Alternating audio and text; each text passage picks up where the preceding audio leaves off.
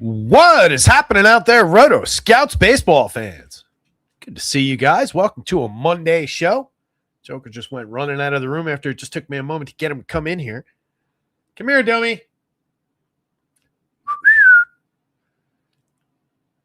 That should just be how I start every show, just calling the dog.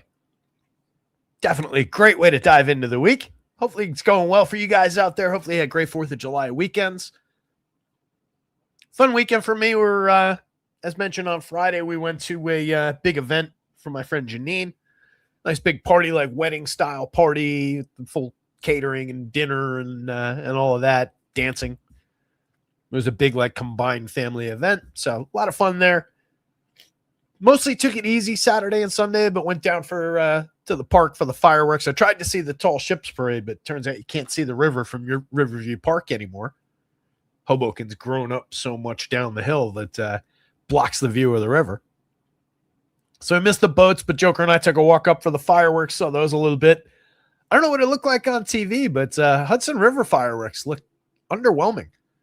Downtown, Brooklyn had some. We could see them like, off on the corner over there, but like right where they usually are at on the Hudson. Kind of disappointing. But it was a nice night out for a walk. Thousands of people around. They canceled the band. Storm going on. A lot of weather came through everything. But hopefully everybody had a good celebration, good barbecue, so on and so forth. Got to apologize in advance. I'm going to be sniffling my way through this show. It's one of those days where allergies kicking my teeth in. It's usually around these stormy summer days when the weather breaks and changes or whatever the rain brings down. But wanted to jump on a show. Honestly, I was inspired when I tallied up Friday's home run board. 4 correct home run picks in our home runs contest on Friday by you guys. So nice job by the crowd. So I wanted to at least get on for that. There's the sniffling. A couple of those folks are in the chat right now. I think Cujo is here. He was the first one in the door. Andy GPS. Rabbit Hole's here. Larry C is here. Clint Wood. Stephen Leibowitz. Larry says, just hitting the like button. I'm turning into a scammer, I guess. I click on your video even though I'm not playing 2 more weeks of traveling. I appreciate you, buddy. Hope your travels are going well. Rabbit Hole had Stephen Leibowitz is here as well. Good to see you, bud. Clint Wood. Rabbit Hole says Sanchez ruined my showdown lineup. He's been bad the past couple of weeks. Wait, Chrissy Sanchez? Did not see what happened in that game so far. That was the early 2 o'clock game. I was working on this. I know that Sal Perez had a home run because he's on the Dynasty team. He's having a good day. Alec Boehm drove in a run. Woo! 9-1. Wow. Yeah, didn't realize the Royals were doing that kind of damage. How much of that came against Chrissy? That's not his usual outing. All 9. Wow. 9 earned runs on 10 hits over 3 1/3. 1 strikeout for Sanchez. Yeah, not great. Look, there's going to be normalization in everybody's seasons from time to time, so you got to expect it. He's been mostly outstanding. I feel like we haven't talked about him in a minute on a show, though. So there's probably a couple that have gone by that, last time out, he blanked the Pirates for 7 innings, struck out 9, was pretty fantastic there. But 5 earned runs to start before that at Washington. A 1-run start over 6 against the Mets, but then 4 earned runs. So he's been like every other start lately. But yeah, little couple few bumps in the road in recent outings. Oh, I'm dying over here. But again, looking back at the board, so Cujo, top of the board right now, chasing that 5-point win with 4. Loyalty Chisel still in second with 3. Haven't seen a pick from him in a couple of weeks, or a couple of days, rather. Andy GPS carrying 3rd place with 2, and then a bunch of people tied at 1. If I haven't listed your name yet, you haven't gotten one right. I've been trying to get everybody up on the board there, at least as they make picks, but I think I missed like Byron Taylor made a pick the other day. I have to get him on the board there. Probably a couple other ones that I've missed. Not correct picks, just like listing names. But everybody's correct picks are accounted for there, and Cujo's 1 away from winning a free month at rotoscouts.com. But there's still time to jump in. It was a minute between Cujo's last correct pick and this one. Got to use the same YouTube handle every single time. One pick per person per day, but you guys can pick the same people. There's been some confusion about that. You just can't use the home run pick of the day from the website, the one that I announce on the show. Only one Judge or Ohtani usage. Judge still out, so not a problem there. A couple Ohtani usages throughout. Cujo missed with him the other day. I think Loyalty Chisel hit with him. Not sure if anybody else had him. Should have limited Junior Caminero, obviously. Cap got Junior right there. Missed him there. Reg Kell got him right on the 30th. He's been in here a few times during this ridiculous run that he was on. Here's today's stacks board. This is not today's weather, though. As always, for weather, go over at propfinder.app/weather. Check out Kevin Roth's stuff. I'll pull it for us. Ridiculous storms in the New York area. Let's see here.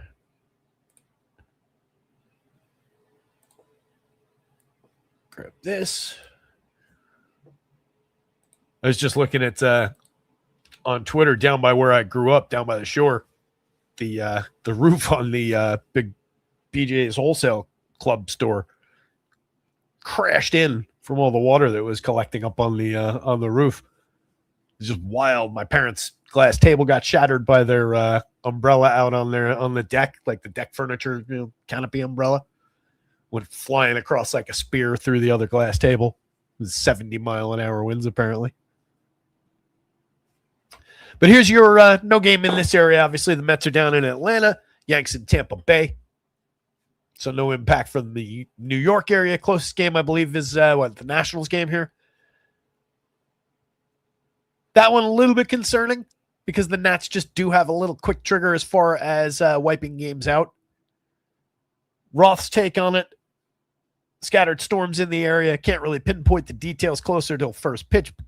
Best guess would be some kind of delay in a game that eventually finishes. So one to keep an eye on there. Everything else looks pretty clean, but we don't have, you'll note, the same ludicrous 98, 104-degree wind blowing out situations here. There is essentially no weather impact as far as like creating general bats upside. It's a lot of neutral weather environments. So just something to keep an eye on as far as that Nats game with the impact from the rain. 6:45 start on that one. 6:40 start for the slate in general.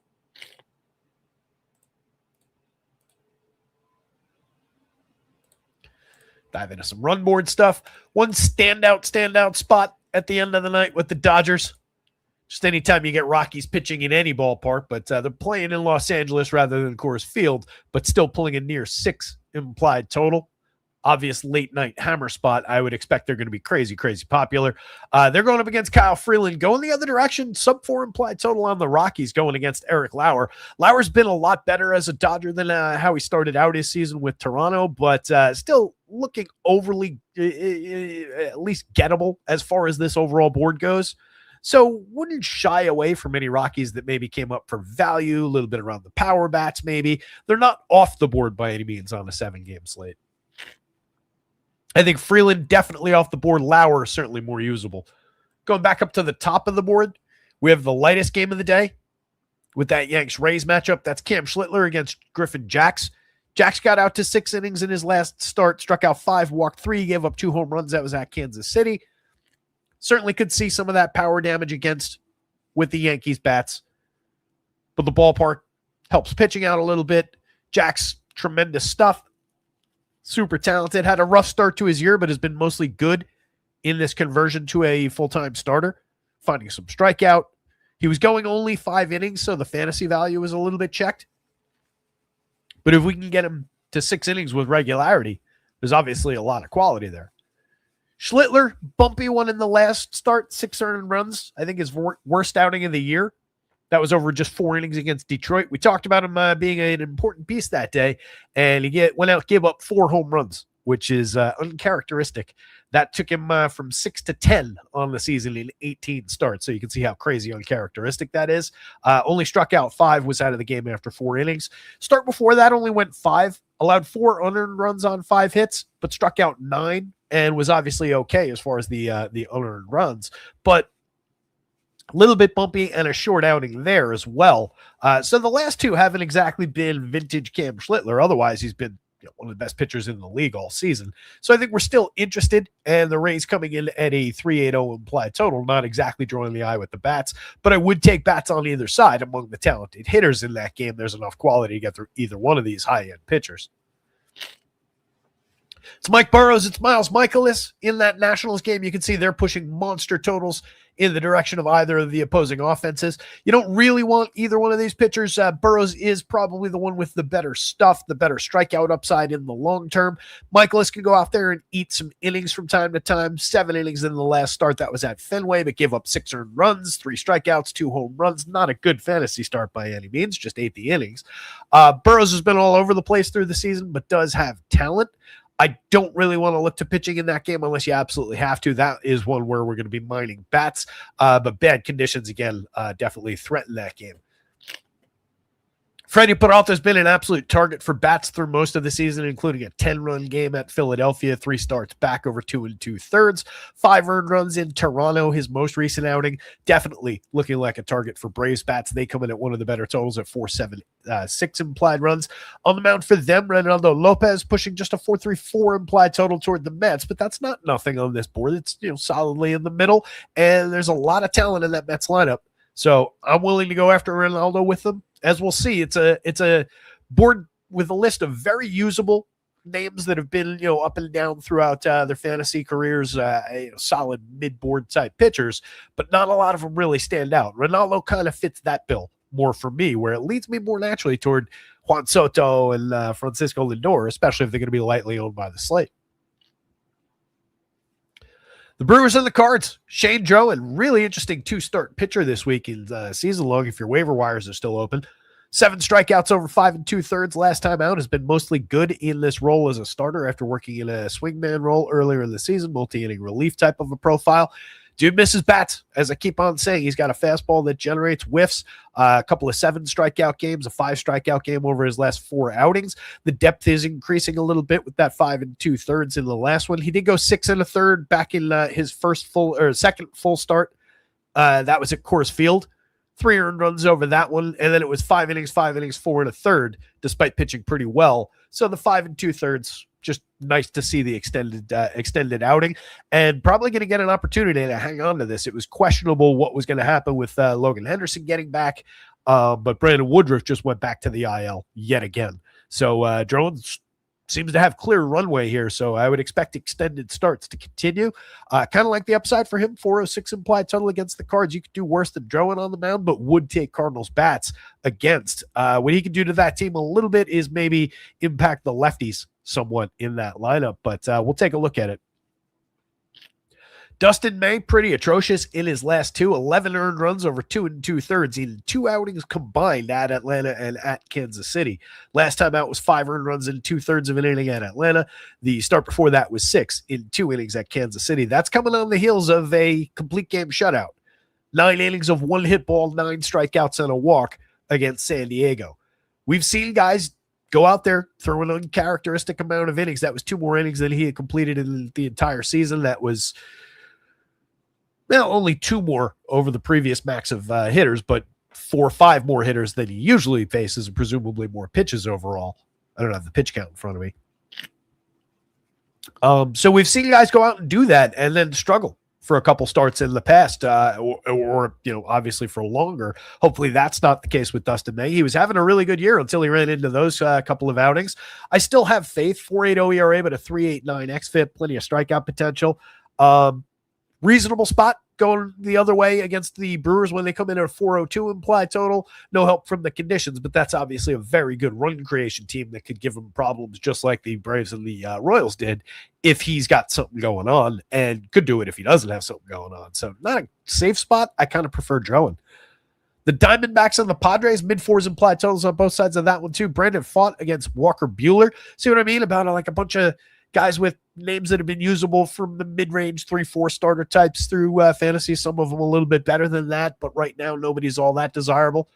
fits that bill. He came back for 5 1/3 good innings against San Francisco the other day, but only came away with 2 strikeouts and a walk, allowed 3 hits, 1 earned run over the 5 1/3, though. Just somewhat okay for the money.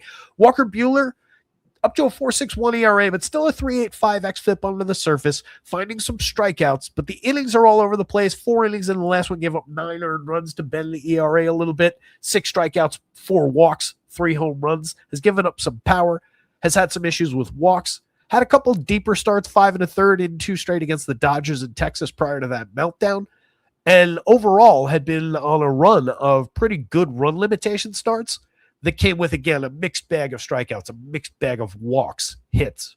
So not ideal for fantasy, but definitely on the board against a top-heavy up-and-down Diamondbacks team. 4.16 implied total, not rocketing off the page.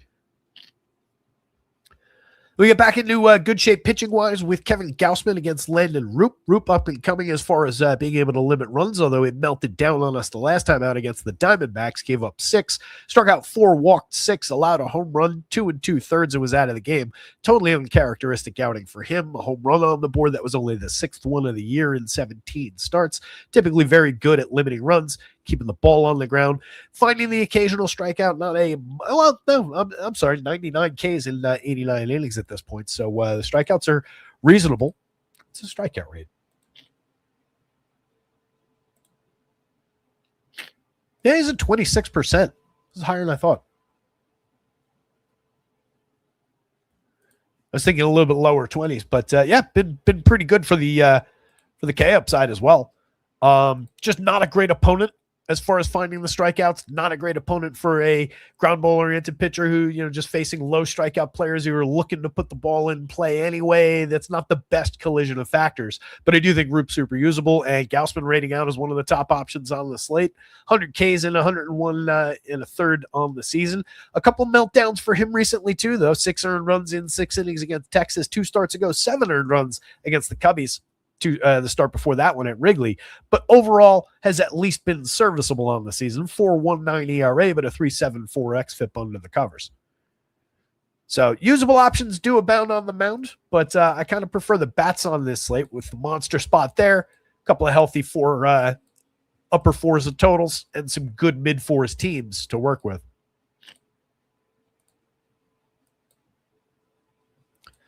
Sort this pitching board.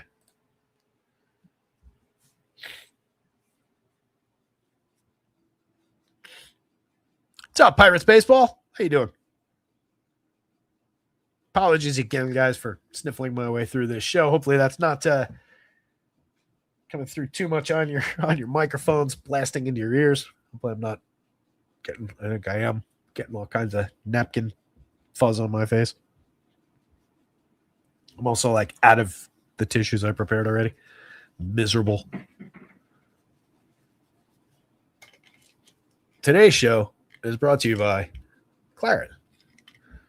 I take one of these each morning during the summer, and it does not help at all. But maybe it'll help you. Try Claret. House, what's going on? Good to see you. Great being Cohen. Yeah, soggy night in New York City area. That's what's bringing on my feeling right now. But we persevere. Top of the board, Cam Schlittler. Monster price difference between him and the entire slate. 10-9, 11,000. Has easily earned the price difference. And honestly, maybe could squeak out a little bit more medium projection there, but I was comfy leaving it where it was. I didn't want to put my finger on it with the Rays being a good run creation team, but you could argue for a little bit more faith in Cam Schlittler and 2-3 more FanDuel points, 1.5 on DraftKings, get him to that 20-point DraftKings projection. But easily the class of the slate, top of the board, and no real issues. After the meltdown the other day notwithstanding, no real issues going there. I would expect he's going to be quite popular. Greg nails it. Yeah, people without allergies have no idea. And mine are so unlucky, right? Mine are light. When I was a kid, it was miserable. I would get like itchy eyes and they get all like puffy. That was the worst. And like grew out of that. I just like get the sniffles like this. But it makes it just lousy just sitting here being on the show with like tissues on my face and everything and like sniffling into the microphone is never pleasant. Joker. Wondering what the idiot dog is doing in the other room. What were you just doing? But yeah, when I get going with sneezing, which fortunately that was another reason I was able to jump on today. It's just been like sniffling, sneezing. I get like this kick of like it's just like machine gun, just like throughout the day, just does not stop. And it's like, it's relentless. It's the worst. And again, it's like, it's light allergies by comparison. I don't know how people with like way, way worse ones do it. I really don't. You lay down, buddy. Come here. You going after your side? Lay down. Who wants you causing trouble? So Schlittler, class of the board at the top. Gausman, super believable against San Francisco, but that lineup is definitely coming around. Rafi Devers, if you haven't noticed, is fully back. We talked about it. We caught it fairly early on, and we've been talking all season about how a lot of things were going, trending toward that and looked like Rafi Devers under the covers. And he has something like 9 home runs in their last 2 weeks or whatever. He's been really, really good lately. And a lot of rising tide effect in that pretty effective lineup anyway, around guys like Eldridge, around the 2 slap hitters who were both hitting like 320 right now. So it's a dangerous enough spot to be Kevin Gausman at 94,900 with probably the weight of a lot of people who are saying, all right, I don't want to pay to Cam Schlittler. I'm going to Kevin Gausman. He's going to pick up a lot of popularity for facing those Giants at that price difference. Does project out just fine. Has plenty of ceiling. Could go out there and find a very significant strikeout day. He is a very talented pitcher. But we've also seen downside Kevin Gausman, and we've seen it not too long ago. Again, going back to that board just last couple of games. Joan, again, looking pretty tremendous, especially at those prices, 76, 73. I don't think he's a secret. He's made several starts. I would expect he's going to get relatively popular, mostly at 73 on DraftKings. That would be, I think, the go-to SP2 of the day. 75 for Griffin Jax at least gets in the conversation, and maybe 6,000 if you want to go downboard to a worse pitcher in Eric Lauer against the Rockies to pick that spot up. But I think that Joan spot probably gets some attention. But it's very, very usable. And the fact that there are options like that probably spreads it to manageable numbers as far as price goes. And the fact that it's really one apex pitcher, one reasonably priced, 1A, B type of a starter. And then a lot of guys that are entirely reachable price-wise in any combination. I don't think it's going to make even, the top projected guys, and no matter of order, if it was Griffin Jax here, I'd be saying the same thing. I don't think it's going to make any one of those value guys crazy, crazy popular. So if you don't like the Drowan spot, the Griffin Jax projection against the Yankees is almost exactly the same. The ceiling is the same, if not even a little bit more favoring Griffin Jax, because we've just got more proven ability to miss bats over the long term. So either direction with those guys. I have zero real faith in Eric Lauer, but it's a great matchup going up against Colorado with them on the road. You just have to fade a couple of the big home run bats. So I can see it at 6. That's a very reasonable value dart to throw. On FanDuel, it feels a lot less necessary at 74, especially for 200 more. I can just take Drowan up here. And that is a fairly appreciable difference on the FanDuel slate. Drowan does have a path if he's going right to 6 innings and a quality start for the price. So I'd rather go there. I do think Landon Roop at 97 is correctly priced on FanDuel. I think he is that good, especially given that, that 26% strikeout rate. Walks too many, but there's a lot of talent there. I just don't like the spot against Toronto. I don't love how he projects. I don't like what the ceiling probably looks like there, because that's going to be a lower strikeout day. And if he's putting guys on, that's a team that can cash in on those free passes. 8,300 feels pretty cheap on DraftKings, though. 9,000. Well, they've got Gausman at 9. The real argument, I think, is Gausman's probably a little bit too cheap, which makes Roop a little bit too cheap if they're just putting them relative to one another. Each of those guys could be a little bit more expensive, but entirely usable, more appealing, I think, on the DraftKings slate for Landon Roop there. Peralta, it's getting really difficult to trust, especially at 9,000 on FanDuel. You can see where he's projected on the board, competitive with everybody. But the good outings have been far outweighed by the downside throughout the season. $8,000 on DraftKings, again, kind of puts him kind of similar to Landon Roop, a little bit more in the conversation for at least fair price and reasonable, and a guy who's been super talented in the past. Talked about Lauer. Ronaldo against the Mets. I'm more intrigued by that Mets lineup, but there's nothing at all wrong with throwing darts with Ronaldo at 71 in particular on DraftKings. 7,000 on FanDuel. I question our utility toward the quality start if we roll this 100 times, but he's at least on the board. That does create a pretty big price difference. You can make that gap up for the quality start bonus with one good plate appearance in a bat that you buy, and you might be able to buy two pretty big bat upgrades. Dustin May, I don't love attacking that Brewers lineup, but they do come in at a low 4 implied total. Puts him on the board. So does the quality with which he pitched throughout the beginning part of the season. Just a couple really concerning outings in the last two. 91 on FanDuel, still very expensive. Price is down at 77 on DraftKings. I think worth finding out over there. Maybe I don't tangle with it as much on FanDuel, but probably not going to be as popular as the other guys in that price range. So at least worth considering there. Is offset a little bit by price, but when you're looking here to Freddie Peralta, it's really not at all. It's 2 points. Up to Landon Roop a little bit more, up to Kevin Gausman a little bit more, but that's also what you're paying for when you go up that way. You're getting a little discount from those guys going down here with clear-cut upside. No faith. Kid who's demonstrated talent and the ability to break off 9-10 good major league starts in a row from time to time over the last few years, though. 65-68, very cheap against a team that's been, by and large, the worst offense in baseball. Burrows. Pretty low faith against a team that's been significantly better than the Padres. 7,800, 6,500 is a pretty nice price for a pitcher I really liked coming into this year. We just haven't seen much of that Mike Burrows. His stuff has been down. We've talked about it throughout the season. So concerning spot there where I lean bats. 86 feels a little pricey for Walker Buehler, even when he is going well lately. I'd rather have him a few $100 cheaper. I'm fine with him at like 8. But getting up into the upper half of the 8s now is a little bit much. But if you're considering Dustin May at 91, if you're considering Freddie Peralta at 9,000, there's no reason to really turn your nose up at Walker Buehler for 86. That's fine. 75 on DraftKings, once again, puts him just more in the conversation. I probably like Eric Lauer at 6,000 better. I think I certainly like Ronaldo at 71, Dustin May at 77 better. Debatable on Fott and Mike Burrows for less.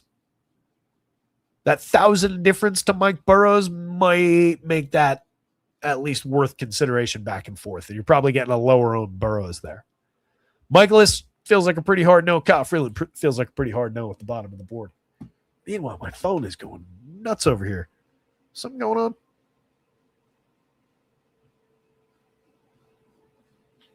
Nope. Oh, everybody's talking about the roof collapse at the BJ's in Oakhurst. Fair enough. Collinwood said my allergies are acting up just talking about it. Mine are actually coming down as I've started talking about it, so I'm gonna not knock on wood, not jinx it. Great being Cohen. I'm surrounded by allergy sufferers. Steve Leibwood says you could play Lauer and Rocky's bats also.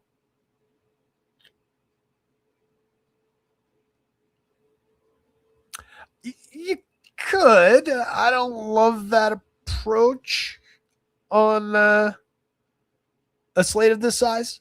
Taking bats against. Generally not my thing. But if you've got an angle you want to throw out there, Stephen, I'm intrigued by your thought. Stephen Leibowitz in chat, sharp guy. So let's get into some game by game before my head explodes. From the allergies, not from the chat comments. Oh, none in the same lineup. Oh yeah, then yeah, absolutely. Oh yeah, you're talking about leveraging and using the Rockies. Yeah, like I said, I have no faith in Eric Lauer. There's tons of upside there.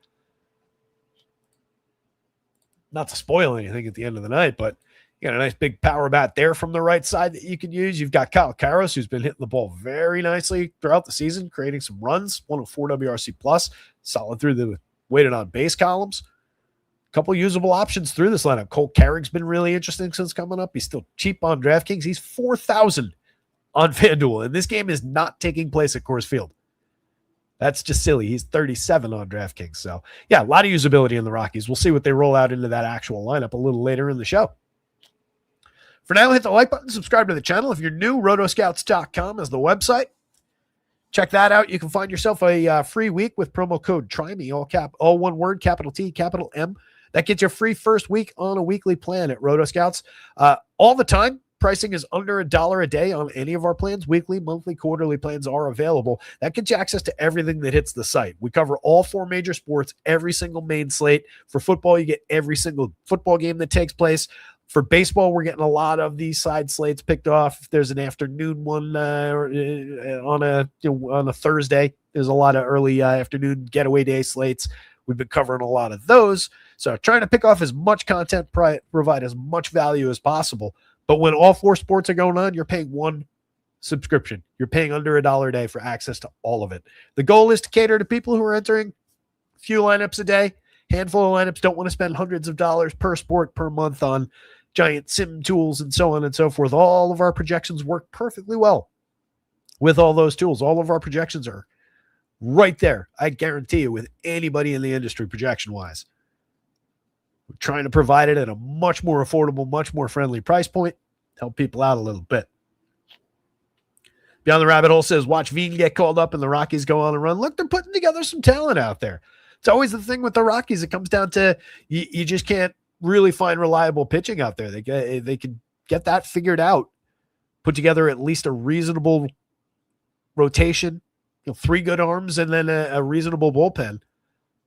You go on a little bit of a tear because you could get bats. I think if you could get pitching figured out there and put together a young club with like pieces kind of like what they're doing there at the plate, you could probably draw some free agent bats to Colorado. I don't think that would be all that problematic because who doesn't want to go play on a good team there and hit 40 home runs? So I think it would become immediately appealing for bats. It's just much more about pitching there. Always has been. And that's where you run into problems. It's just amazing that there's never been, nobody's really cracked it. Like, this is what works. It's not ground ballers. It's not, people think it might be velo. We just get more and more velocity. Velo plus horizontal movement. There's all sorts of different angles, but nobody's really cracked pitching there. But yeah, they're at least interesting bats on that team with some of those names. Yankees getting Trent Grisham back at the top of the lineup, definitely helpful, but they've been in a complete tailspin lately. Bottom of the league in runs scored over their last 10. They're 3-7. They're just been a mess. The Rays, meanwhile, playing good baseball, just nonstop. They're 4 and change games up going into this series. Underdog tweeted about it earlier in the day. Again, this is a very strong pitching matchup, though. Griffin Jax comes in, 12 starts, 60 innings overall with some bumpy outings in relief that he's totally wrangled the numbers on. They're not really hurting his 3.45 ERA, 3.68 xFIP. If he hadn't had those rough relief outings, he'd look even better. You can see the quality across the board here, way above average in all of the plus categories. Numerous offerings, well above average as far as that stuff goes. So like I said, tremendous stuff, all coming together for him nicely. Still some impact as far as premium contact numbers go at a 4+% home run rate, which is maybe where he gets burnt by some of these Yankees bats. You can see a little bit of that coming through for guys like Grisham, Ben Rice, certainly above the magic number. Some other guys through here, Belly, Goldie, etc. Oh, Ryan McMahon back in the projected here, coming off the IL. That would be another little benefit for this squad. Just get some pieces back before Judgy gets back here. But yeah, Jax has been very strong in most of his outings on the mound. And as mentioned at the beginning of the show, the idea that we got him out to 6 innings the last time, it was 4 straight starts of exactly 5. After getting stretched out to full starts. Last time out, faced 22 hitters, went 6 innings, 3 earned runs, 5 strikeouts. Could buzz his way through. The Yankees put up an interesting enough strikeout number and get through 6, find the quality start for 84 on FanDuel. That works. 75 on DraftKings. Definitely works. I think he gets attention over there as an SP2, as I was just saying. But the class of the day, Cam Schlittler on the Yankee side of things, 11,000, 10-9, coming in with a 29.7% strikeout, 5.1% walk, still a 2.08 ERA, 2.97 xFIP, 2.97 SIERA, sub-1 WHIP. That's after his 6-run meltdown in the last start. Only lasted 4 innings, 5 strikeouts, a walk, 4 home runs. A lot of incidental stuff there, right? You're just talking about fly balls. Game at Yankee Stadium. Happens. It's a hard-hitting Detroit team with some good lefty bats on the other side. So they got him. It's a bad day for him, but it doesn't give us cause to run away from Cam Schlittler by any means. You can see how far above average he's been across all 3 all 3 plus categories. Just a tremendous, tremendous year from the kid, working deep into ball games, 104 innings and 18 starts. Absolutely worth the money, but the Rays are a threatening team. Low strikeout lineup, 17.5%. The same group of hitters, 19.4 last year, so it's mostly believable. All pretty healthy sample sizes so far this year as well. So these are their true numbers for the most part. Up and down, there's power through this lineup. There's the ability to create runs. You can see some underperformance, as we've talked about, through the bottom 2/3 of the lineup, though. Chandler Simpson, really disappointing season. Nick Fortes, Richie Palacios, Taylor Walls, career-long mix and match type talents. They're all very cheap. They're all usable, and they get involved here and there and create these upside games around the 3 top hitters in this lineup. Guys like Cedric Mullins have been contributing, but he's only got an 81 WRC plus. For fantasy purposes, he's hit 10 home runs, stolen 14 bags. Scored some runs, driven some runs in, hitting in the middle of the lineup at a cheap price. He's been a useful piece for us.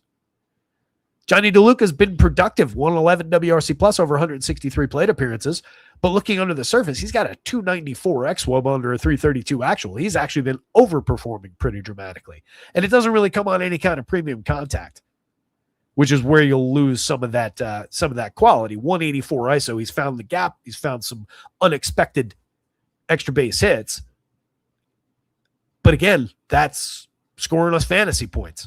That's been a usable piece. And he's priced that way. If he was priced up because of that overperformance, you wouldn't necessarily be interested. But coming in at 38.28 is entirely usable. But we live and die when we go to the Rays around Johnny Diaz, Jonathan Aranda, and Junior Caminero. Those 3 players are outstanding. For 2 first basemen and a third baseman on FanDuel, you can get all 3. Challenge comes on DraftKings. You can only have 2 of them. That really does, I think continue limiting the impact of this club, that you can't have all 3 as far as stretching out to full stacks on DK with the Rays, especially when they come in at a sub-4 implied total against a guy who's been by and large one of the best pitchers in baseball. But any given lineup, you need 2 of those guys because the rest of this lineup is on the whole deficient. You're just looking to find that day where you landed on the right guy, because one or two of these down lineup guys is going to contribute each time. That's just the difficult part to nail with this team. Limited multi-category flex, a lot more so on FanDuel. Well, a little bit more so on FanDuel, actually, with a couple guys there at low prices. It's not the best squad as far as finding value, and it's also not the best squad as far as not only do these guys conflict with themselves, but they also take corner infielders out of the mix in your other stacks. So it does become a challenging team to put together with other high-quality stacks in a lot of ways. Really depends on the day what else looks good. If you find another team with premium middle infield and outfield options, you're obviously in business.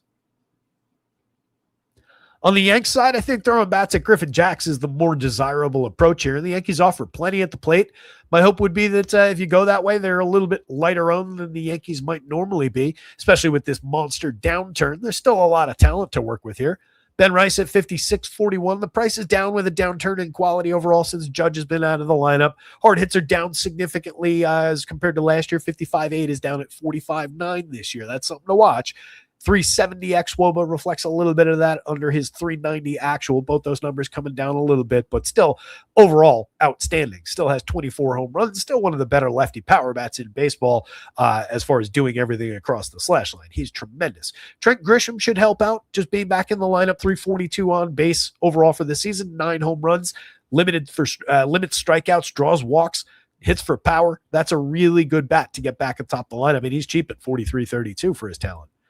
Jason Dominguez has hit the ball squarely a few times, 4 home runs, 5 stolen bases, otherwise limited across that. Slash line at 282 WOBA with a 290 xWOBA underneath tells us this is really just who he's been so far. We know there's more talent under the surface there based on what we've seen in the majors in brief glimpses when he's been healthy in the past, what the minor league pedigree looks like.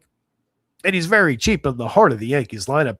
Whether he's hitting 3rd, 5th, 6th, doesn't really matter. That's still a very usable piece, and more so if you're already stacking this team. Somebody to also keep in mind just as a cheap, talented one-off, though, against, again, as good as Griffin Jax can be, and he might find the strikeout against Dominguez, but he's only striking out 20% of the time. Significant improvement over what we've seen in the majors from him in the past. And if he runs into one with the contact that Jax has given up, that could be a sneaky good cheap outfielder to mix in with some home run upside. 5.87 in the model today. Belly, Goldschmidt, self-explanatory in the heart of the lineup. You're going to want one or both of those guys in most of your Yankee builds. 51-36, entirely reasonable for Belly. He's at 11 home runs, stolen 10 bags, 348 on base, creates runs 19% better than average by WRC+. A little bit more to give according to the xWOBA as well. Goldie, on the other hand, a little overperformance with that monster surge he went on. 330 xWOBA, still pretty good, 10 points above average, but it's not the 363 actual that he's carrying. You can see some of that in the hard hit rate versus the barrel rate. We're just talking about some big-time batted ball events that have resulted in 14 home runs, a strong slash line, 3,200, 4,000. You're really not paying any tax for it. I think the site's kind of acknowledging that it was an overperformance, or they just didn't ever notice, and he's just correctly priced. Ryan McMahon is cheap, 26-24. He's hit 8 home runs. If he's back in the lineup, that's an interesting go-to upside bat, again, with power, very real power from years and years of history with Ryan McMahon. Some of it going back to Coors Field, of course, but he's always been able to make good contact. He's a multi-time 20-plus home run hitter. And basically every time we've ranted and raved about him this season, he's gone out and had a cheap home run for us. So knock on wood, we're doing that again. Nice and cheap at 26-24, and fills third base. No issues with it again against this kind of contact that's being allowed by this pitcher overall.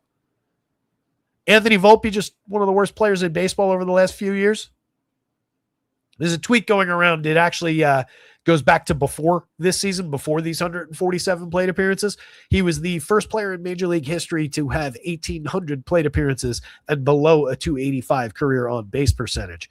Right now, he's at 340 over 147 this year with a home run and 7 stolen bases. Still only a 95 WRC+, a 306 weighted on base with a 301 xWOBA. He's just really, really bad.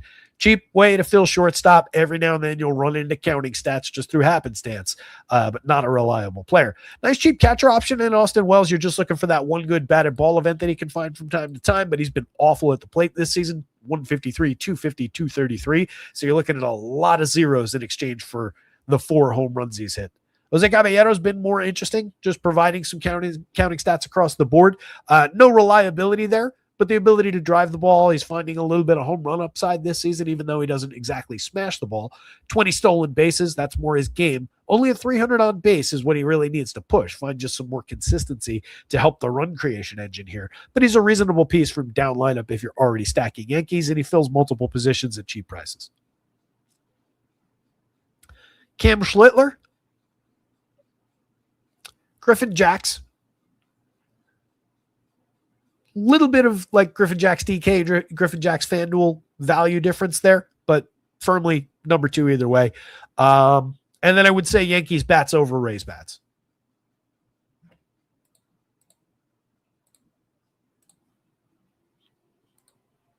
How are we doing out there? I'm feeling a little better, a little peppier. My face isn't leaking anymore. Not as much anyway. Now I just have that thing where like you'll hear it like when I have to say 9. Like 9. It hit 9 home runs. Hopefully that doesn't come through too much. The dash enough. Making fun of people myself with stuffed up noses, just in case anybody's tuning in. Nothing nefarious being made fun of there. Quiet day in chat. Hit the like button, subscribe to the channel. Did I just hit this? I think I did. Yeah, I did. Window's still open. Mets, Braves. Oh, Yanks came in just as we were talking about it there. McMahon is in the lineup. Jazz is in the lineup. That's good. Jazz was not in that projected. 4,600, 3,300. That's a big upside piece, obviously, for the Yankees. Up and down performances throughout the season. 12 home runs, 26 stolen bases. More value for DFS this season, but remains a multi-category contributor overall who's just having a down year. Definitely a go-to piece within the Yankee stack. Dominguez going down to the 5 spot. Goldie, Belly, 3-4. For what they've got available, that's still not a bad lineup. And if you look at FanDuel, you get a lot of positional flex, a lot of reasonable pricing. They're going to snap out of it by and large. Maybe not all at the same time. That's obviously what we're hoping for. But we do have a nice stretch of quality as far as just those 4 hitters. Maybe they don't peak quite as high as these 3, but we're talking about, at least rivaling as far as just the ability to get on base and set the table for one another, make things happen for big innings going down the lineup. Dominguez and Jazz aren't even on that list, and they're 5-6. Those are guys with Jazz all-star, Jason Dominguez potential all-star type talent. We'll see if he ever puts it together. So it's a very, very usable lineup in an interesting configuration. Not to oversell the Yankees again. They're at a sub-4 total for a reason. But they remain interesting. I just wanted to go back to see if we got McMahon and to see if Jazzy was in there. So both those things were a yes. 2 good lefty bats for the Yanks. 4.72 implied total for the Astros against Miles Michaelis. I think we're very interested here. Michaelis comes in over 7 starts, 84 1/3, some bulk relief work in there, a 5.44 ERA, but a 4.55 xFIP, a 13.2% strikeout against a 4.8% walk. He doesn't pitch himself into trouble necessarily, but is just eminently hittable. 1.29 whip, despite that just 4.8% walk, a lot of damage on just balls in play. And these Astros can exploit that. Even though the strikeout rate is up a little bit, their best hitters are relatively low strikeout to very low strikeout and are just great when you allow them to put bat on ball. So just making sure the dog was still under here. I heard something from out there. So high danger spot with Michaelis. I don't think you go there at 55.69. There's really nothing appealing other than just the price discount and hope everybody on a slate like this goes sideways. And then you can make something work with Michaelis, but that does not seem like a good angle here. Mike Burrows, I think, gives us a little bit more hope. 18.1% strikeout is notably different while still being below average. 10.5% swinging strike rate, nearly double what Michaelis does. He's walking almost double the number of hitters. He's got a similar ERA at 5.58, a 4.80 xFIP, 4.69 Sierra. So he's actually been a little bit worse under the surface. But there is a more talented pitcher there. There is a more talented DFS pitcher there. Michaelis just gives you the potential to go out and pitch 7 innings of just that was, you got that done. Congratulations. Now let's see if we can get those 7 runs back. Burrows, last few outings. 5 innings of 4-run ball, 3 strikeouts, 2 walks against Minnesota last time out. But 6 innings of 1-run ball, 2 hits against Toronto in Toronto. 3 strikeouts and a walk, not great. But that's an effective day over 6 innings. That's a quality start. They didn't get him the win, but it's a quality start. 2 bad 5-run days. 3 bad 5-run days. 5-inning days, rather. And then going all the way back to May 27th, a 7-inning 2-run day against the Rangers at Texas. 6 strikeouts in one of his more effective starts of the year. He's completed the 7th a couple times, couple 6-inning starts, couple quality starts. He's better than his numbers have been. He was better than this last year. I do think at some point he snaps out of it, but Nationals pulling a near 5 implied total. Again, there's a lot of weather to worry about here. But the Nats have been super interesting throughout the season. They're a good run creation team. They've got a couple stars on this lineup. A lot of bats we're interested here. I think we don't want to overthink it. I think we just go bats in this one on both sides. Starting with the Astros, Jose Altuve up at the top at 36,300, bumping his way along the bottom right now. 309 weighted on base and a 292 xWOBA is really nothing to talk about as far as quality goes. It's just there are positive attributes as far as a little uptick in his walks. Strikeouts, while they've gone well up, are still manageable at 21.6, only league average. Still similar kinds of contact as he's always made. He's never really had robust contact at the plate. He's just found his home run quality. So at least believable games along the way from Jose Altuve. He looks a lot less shot than, say, like Marcus Semien at the beginning of the year did. I know Semien came around for a little stretch there, but I feel like Altuve is just, for what he was, is still a little bit more intact. And a couple good weeks normalizes this back down toward these numbers in an awful hurry. And it's just, you're talking about volume of batted balls that could change these numbers pretty quickly on just success on balls in play. So I'm not writing Jose Altuve off, and I like him at price, filling second base, no problem. And he hits ahead of just one of the best bats in baseball. Jordan Alvarez, 29 home runs, 429 on base. Talk about having to say the number 9, 479 xWOBA, 189 WRC plus, 19.2% barrel rate. Just an absolute monster to throw at Miles Mikolas. This game hasn't started and he's hit 2 home runs today off Miles Mikolas already. It's just that good a matchup. 15.76 in the home run model.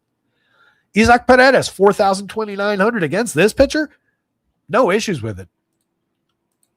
We'll take a look at Isaac in this ballpark as far as the profile.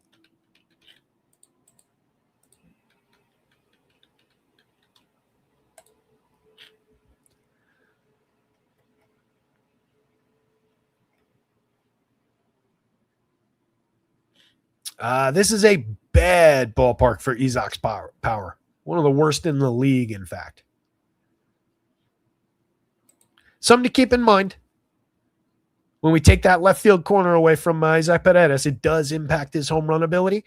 But just the volume of contact, the level at which Miles Mikolas allows not only premium contact, but home run balls, I think it kind of at least gives a little of that back to a guy like Paredes, who can certainly put bat on ball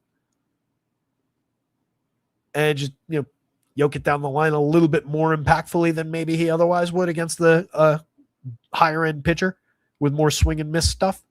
So if you're just going to tee it up for him, I don't want to take the home run away from him. 8.14 in the models, believable. He's got a dozen on the season.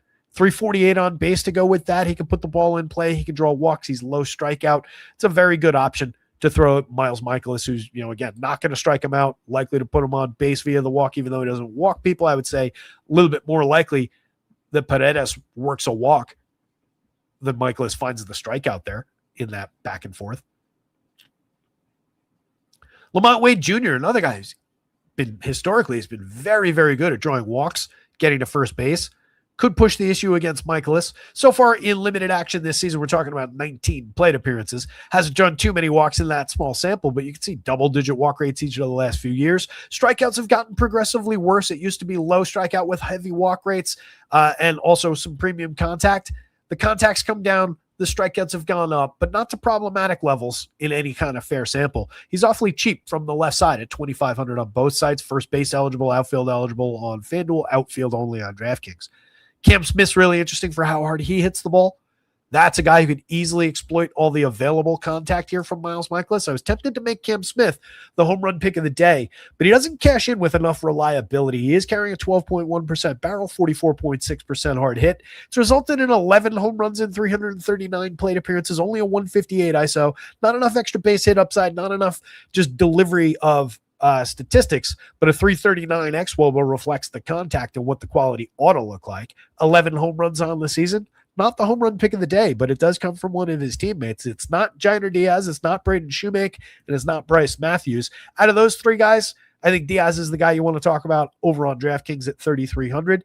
That's a much better catcher than what his 157 plate appearances look like this year. Hit 20 home runs in a down season last year. Typically low strikeout, low walk, tons and tons of balls in play. Better contact than he's made so far this year. He's awfully cheap at 3,300. Go-to catcher option, 7.26. Ideal matchup for him here against Miles Mikolas, but not the home run pick of the day. You can probably guess it's the guy I skipped over in the heart of the lineup, Mr. Christian Walker, 3,700, 3,300. He's hit 20 on the season. The consistency has been eroded as time has gone on. Still at a 22.8% strikeout that looks good against last year's 27-7, looks fine against the 24-1. But as you went back in time, that was a attribute that used to be like 17, 18%, up to 19%, up to 24, up to 27, as we've talked about. So when he had normalized that back down 17, 18% earlier this season while hitting for power, it was something to be excited about. Now he's still making good contact, but that's come down somewhat. Strikeouts have gone up somewhat. Hasn't been as consistent, hasn't been as strong at the plate. Carrying just a 302 xWOBA under a 337 actual kind of reflects that, and also reflects some of the points of concern. But the power remains very, very real, and it will be an abundance of opportunity to put bat on ball for Christian Walker today. 10.17 in the home run model. That's your home run pick of the day. Love the upside at first base at those prices. On the Nats side, James Wood is a monster with 23 home runs, 13 stolen bases, 78 runs scored in 425 plate appearances, carrying a 393 on base. 424 xWOBA says he's underperformed by more than 25 points, which is wild considering the 150 WRC plus. He's a stud at 59, 45 either side, fire away. That's an ideal bat to throw at Mike Burrows. Everything I said really about the matchup and how ideal it is to throw some of those guys on the Astros at Miles Mikolas, it works the other direction just as well. Luis Garcia at 41-32, having a monster year all of a sudden. 19 home runs after a power surge recently. 10.5% barrel, 46.6% hard hit, a great slash line, 355 xWOBA, saying a lot of it's real. We've seen good years out of him, but he's already basically equaled that in an awful hurry here. 135 WRC plus. This comes on the heels of a fairly slow start to his year. Curtis Mead, 14 surprising home runs on the board. I say surprising because he hadn't really gone on a run like this in the show in the past, but a lot of prospect pedigree coming up. And finally getting a basically full chance. 4,400, 3,000, fills multiple positions on FanDuel. Third base, hitting third in the lineup, kind of ideal. The power's very real. 356 xWOBA under a 346 actual, makes good contact at the plate. We'll see where the strikeouts go. Right now, 18.8% is great. It's a nice improvement on the past couple of seasons in mixed action. He's pushed the walks up, which is really interesting, helping the on base, helping the run creation. So great option in the heart of the lineup. Hitting ahead of CJ Abrams, the other star in this lineup. 18 home runs, 14 stolen bases, tremendous slash, 130 WRC plus. It's a good top four now. And they're bolstered a little bit by Dylan Cruz, a guy who's been hitting the ball hard, finding mixed results at 232, 287, 381, but 6 homers, 5 steals, and only 167 plate appearances. They've been good fantasy days in there. 331 xWOBA under that 296 actual. Tons of lingering upside. Good contact. Awfully cheap at 37.29. Dalen Lyle, 10 home runs, 8 steals, some good fantasy days throughout. More of a mid-board type player, over 380 plate appearances, but a solid enough lefty bat to throw at Mike Burrows at a nothing price to round out a stack of Nationals. Jacob Young, a little bit more mix and matchy, but contributes across the board, 4-category contributor. Just a 78 WRC plus, sub 300 weighted on base marks. Nothing special again, but has been contributing and is believably low strikeout, medium walk. So you get a lot of balls in play. You just get opportunity to succeed at those prices.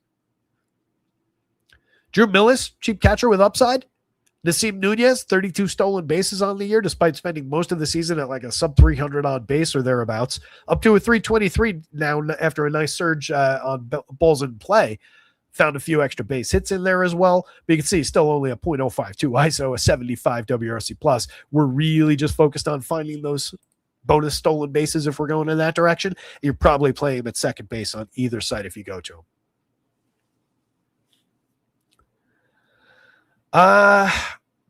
Vegas wants it as Nationals Astros, and I kind of think I see it the other way around. How do I have it on the stacks board though? Yeah, I think it's Astros Nationals. I'd rather have this group of hitters against this pitcher than this group of hitters, good as they've been, against that pitcher. Slightly favoring in the Vegas total on the Nationals side. Plenty of upside there. They're almost equal. That's why I had to check. You can see the Nationals only 2 spots behind. But Astros number 2 on the stacks board. Love the upside against Miles Mikolas. Stros, Nats, Burrows over Mikolas, but I don't really want either of the pitchers. Brother David Jones asks, we brought it up earlier, the weather for the Astros versus Nationals game is ugly. My reason for concern there, and Kevin Roth over at Prop Finder, here's where to get your weather. This is their board, not mine.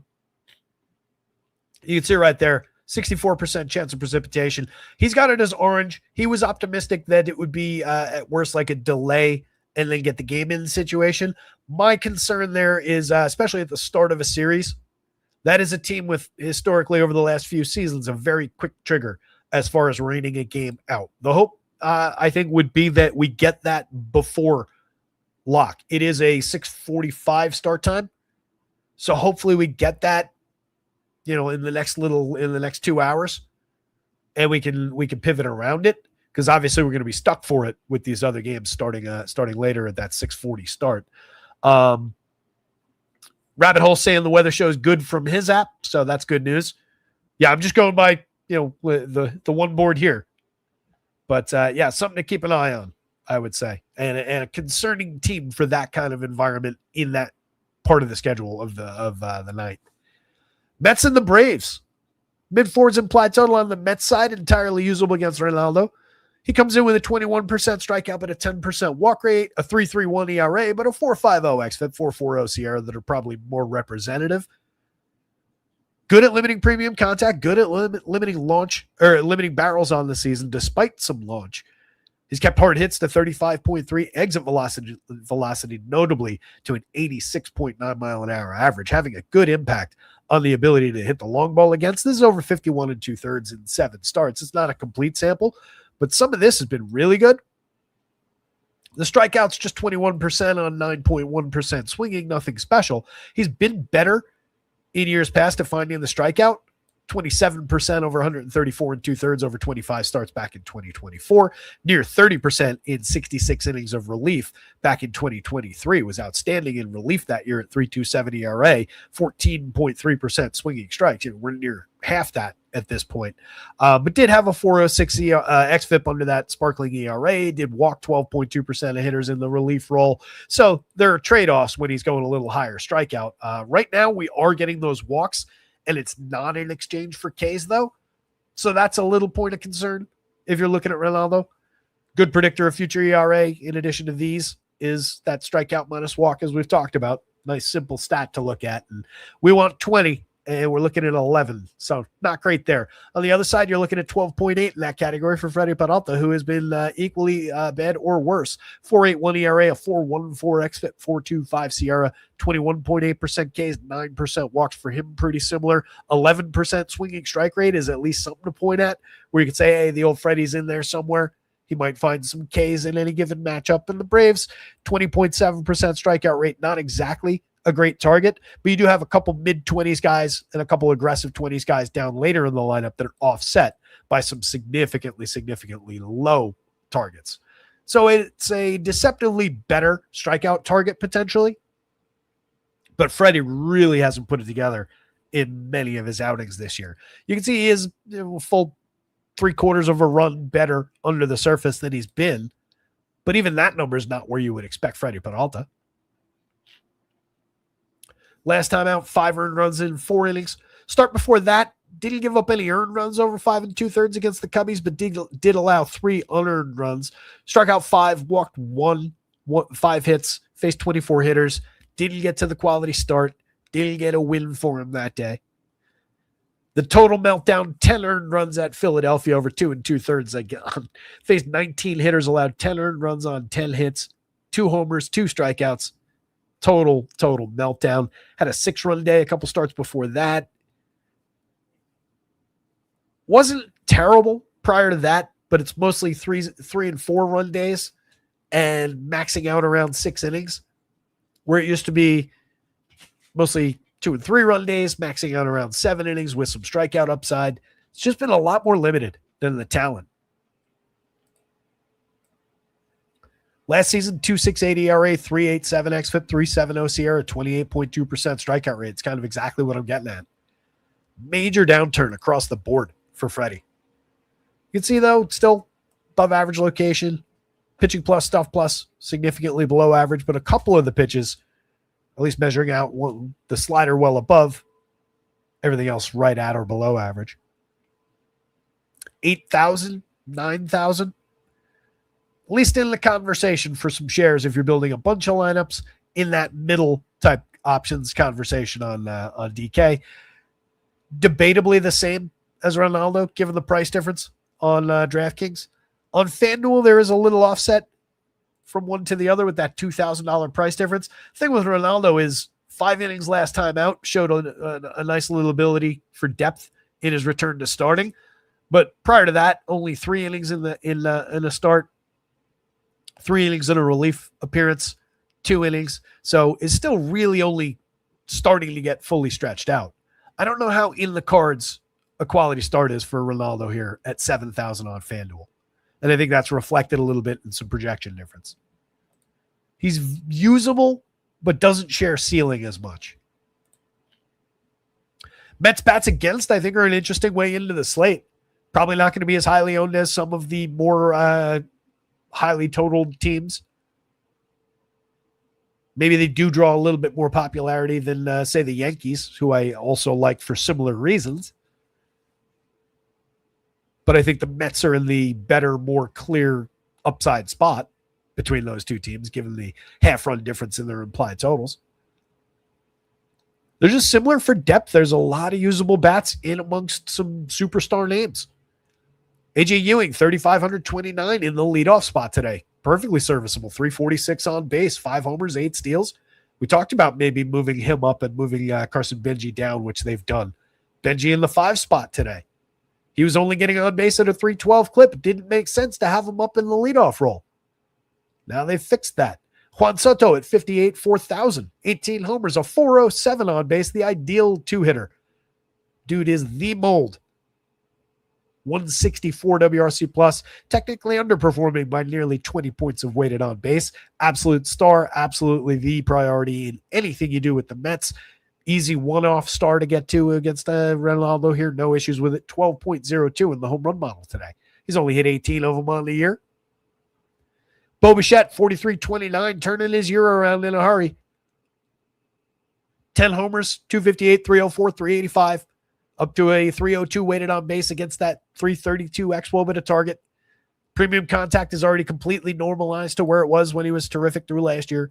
Strikeouts and walks. Strikeouts are still up a few points, but they're perfectly reasonable compared to some of these previous seasons. 4,300, 2,900. Just take advantage of the cheap pricing. If you're going to this team, that's a priority bat. And you can get him at third base on both sides. Love the upside there. Frankie Lindor is the obvious go-to at shortstop with this team. His pricing still way down at 42.29 after the injuries. 4 home runs, a 225, 310, 380 slash line after a slow start to the season, then missed time, but making very good contact that looks just like where he was last year. Down somewhat from previous seasons. But the strikeouts, the walks, everything just looks like Frankie Lindor. So no problems going on here. Get him in the heart of the lineup for a cheap price. Phil shortstop, fire away against Ronaldo. While Carson Bench didn't deserve to be in the leadoff spot, he's been good. 10 home runs, 11 stolen bases. Nice 345 xWOBA to target for more ongoing upside based on some ability to put good wood on the ball.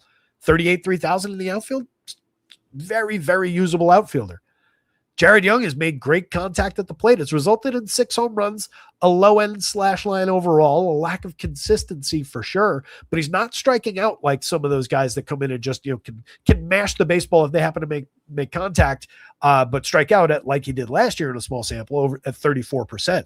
He's brought that down this year in a growing sample of 134 chances to 22.4%, nearly doubled his walk rate. That starts to get really interesting around this ability to put bat on ball, which was real through last year. He's also gained consistency. So while the 223, 291, 405 part of the slash line isn't impressive, even the 318 xWOBA under the 305 actual is still below average. There's a lot to like in there. And he's 2,600. Super, super cheap if you're going to this Mets team. The entire lineup is cheap.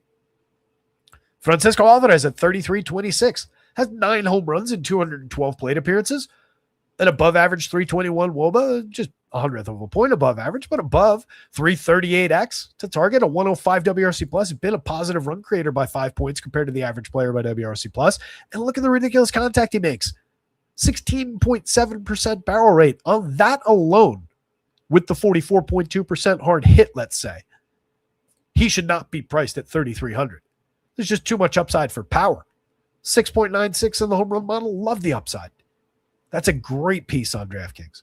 Brett Beatty at 24 to fill second base is a guy who's been able to hit line drives, been able to square up the ball throughout his major league career. Last year, 12.8% barrel, 46.7% hard hit. Was much, much better throughout last season. Hit some home runs for us last year. That guy's still in there. I refuse to believe that he's completely gone, even though we don't have too much to support that through here, even though the contact is down. I think that's still available in there, and the price reflects all of the underperformance. Any given slate upside for sure. And then you get Ronnie Mauricio at the dead min price as an alternative shortstop on DraftKings. Mauricio hasn't been good at the major league level, but there's a lot to like about the prospect pedigree. There's a lot to like about what he's done at the minor league levels and the price point.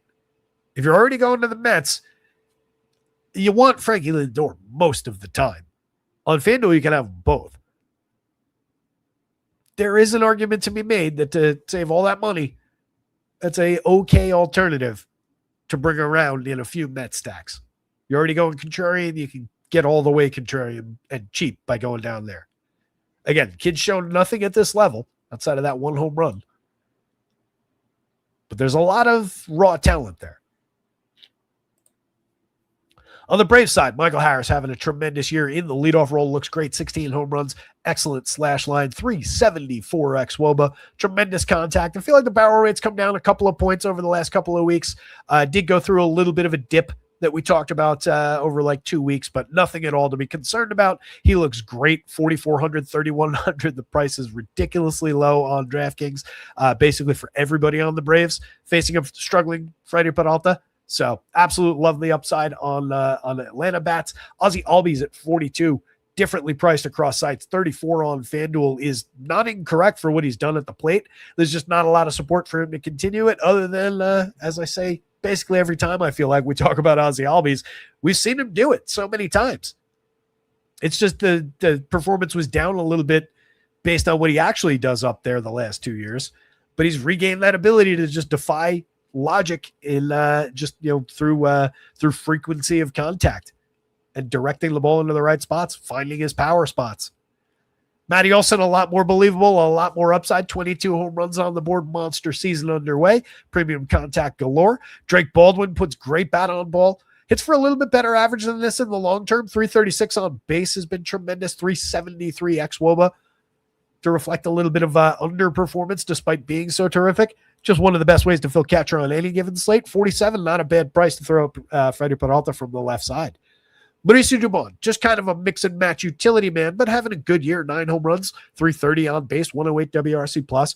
Dom Smith, good average hitter. Found a little power earlier in the season. Low strikeout, medium walk rate. So frequency of bat on ball for 3,200, not bad. 27 at first base on FanDuel or in the outfield. Totally works. Austin Riley, we keep seeing like little blips. It's like been a flat line all season, and then you're the family nurse, whatever. You're in the last rites, and then you walk out of the room. You're halfway down the hallway in the movie. Somebody's about to switch it off, and it goes like beep on the heart monitor. It's about what we've seen out of Austin Riley so far this year.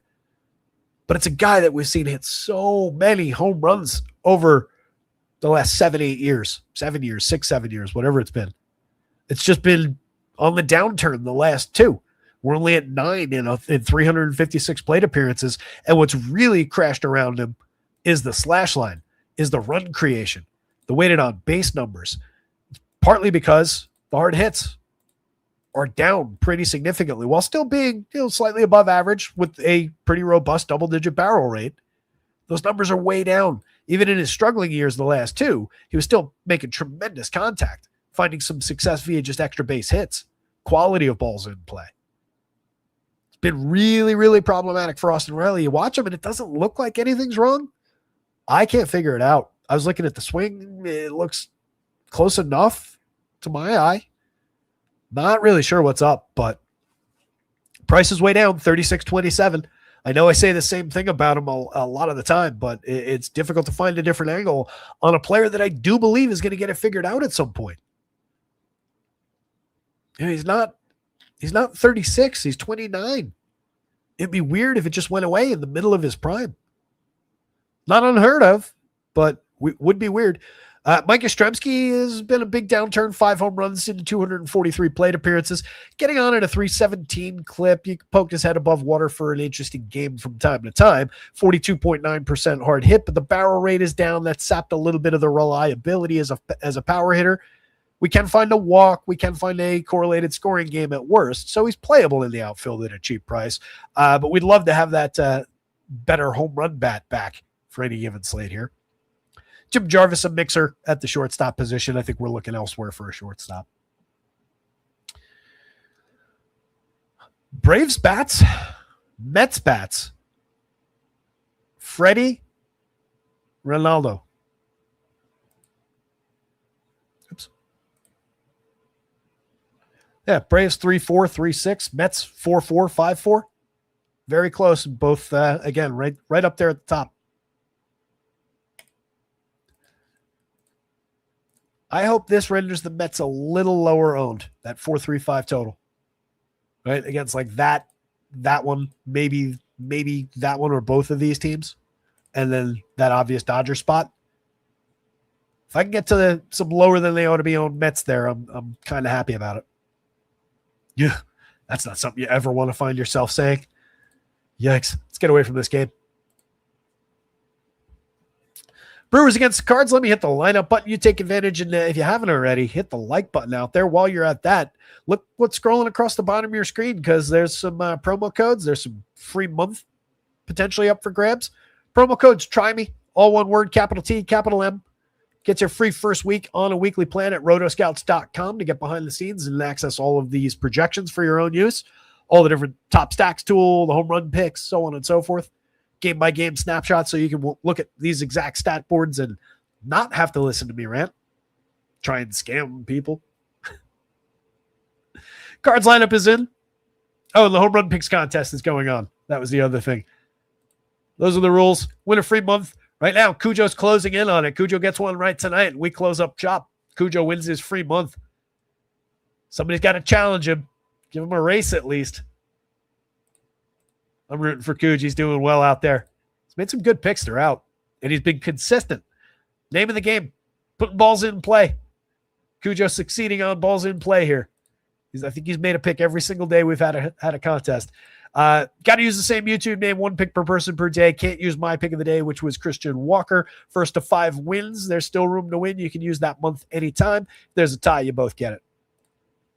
Shane Drowan, really interesting on the mound for the Brewers, 73-76, 24.5% strikeout rate, got some depth to him, 12.1% swinging strike rate, including a lot of whiffs on his fastball on horizontal movement, sits in the mid-90s, but really makes it work. Really interesting start, a 3.12 ERA, a 3.62 xFIP, 3.61 Sierra, stretched out fully for a starting role. He was working in a swingman relief, multi-inning relief role, up to 7 starts now. Been good at limiting premium contact, limiting power, 36.2% hard hits, 87.7 miles an hour of exit velo, just a 2% home run rate. Not the best stuff in the world. Again, only sits 95, doesn't have the greatest arsenal of breaking balls, but really makes batters miss. And for these prices, that's interesting. Going up against a Cards team with just an 18.7% swinging strike rate, but a couple of their better bats, Jordan Walker and Nelson Velasquez, primary 2 targets, a little bit more vulnerable to the strikeout when they're not destroying baseballs from left-handed pitchers. Both of those guys could put Drowan in trouble, but I think he wins out on this ability that he's shown a little bit, at least, to induce weak and medium contact. So that would be the hope here, that he collides with them pretty well and finds his upside. Definitely going to be popular at that DK price. FanDuel, I like the shot at a quality start. If all goes to plan, 7,600. He's on my board for sure as the value started du jour. On the other side, Dustin May, 77.91, really differently priced across sites. 4.30 ERA, but a 3.82 xFIP, 3.85 Sierra that reveals the quality that we saw through the beginning part of the season. 22.5% strikeout against the 6.4% walk. He has allowed some concerning levels of premium contact that I think could push home run a little bit as time goes on and create even more problems for him. Last time out, give up 5 earned runs in just 2/3 of an inning. It was out of the game, struck out 1, walked 2. That was against Atlanta. Start before that, just 2 innings, 6-run ball on 6 hits, struck out 2, walked 1, gave up 2 homers in that game. Again, that was coming on the heels of a complete game shutout, 1 hitter against San Diego. So do with that information what you will, but if you believe he just kind of got gassed from that start, we're a couple weeks removed from that now. That was on June 15th. So either he's fine and you're not concerned, or you think he's hurt and something is wrong, right? That's how to approach it here.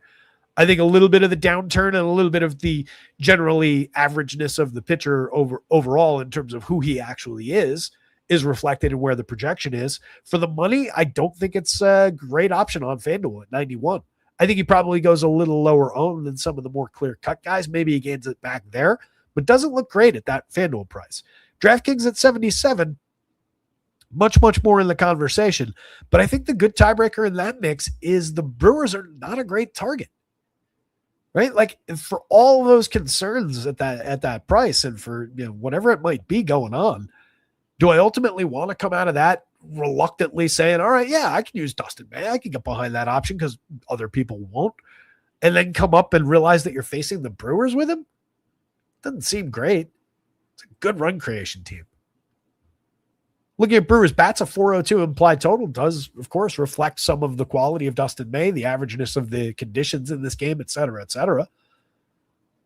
But if we're calling everything a tie and just neutralizing any other factors, I'll take the quality of the Brewers and their ability to get on base against the averageness of Dustin May. Bryce Terang looks like a great option if he's leading off, 52.41. Not poorly priced at all at second base, even at the star caliber price on FanDuel. Arguably at least $300 too cheap on DraftKings. 55 sounds like the correct price to me. 363 on base, a 126 WRC plus. Just been tremendous the better part of the last 2 years.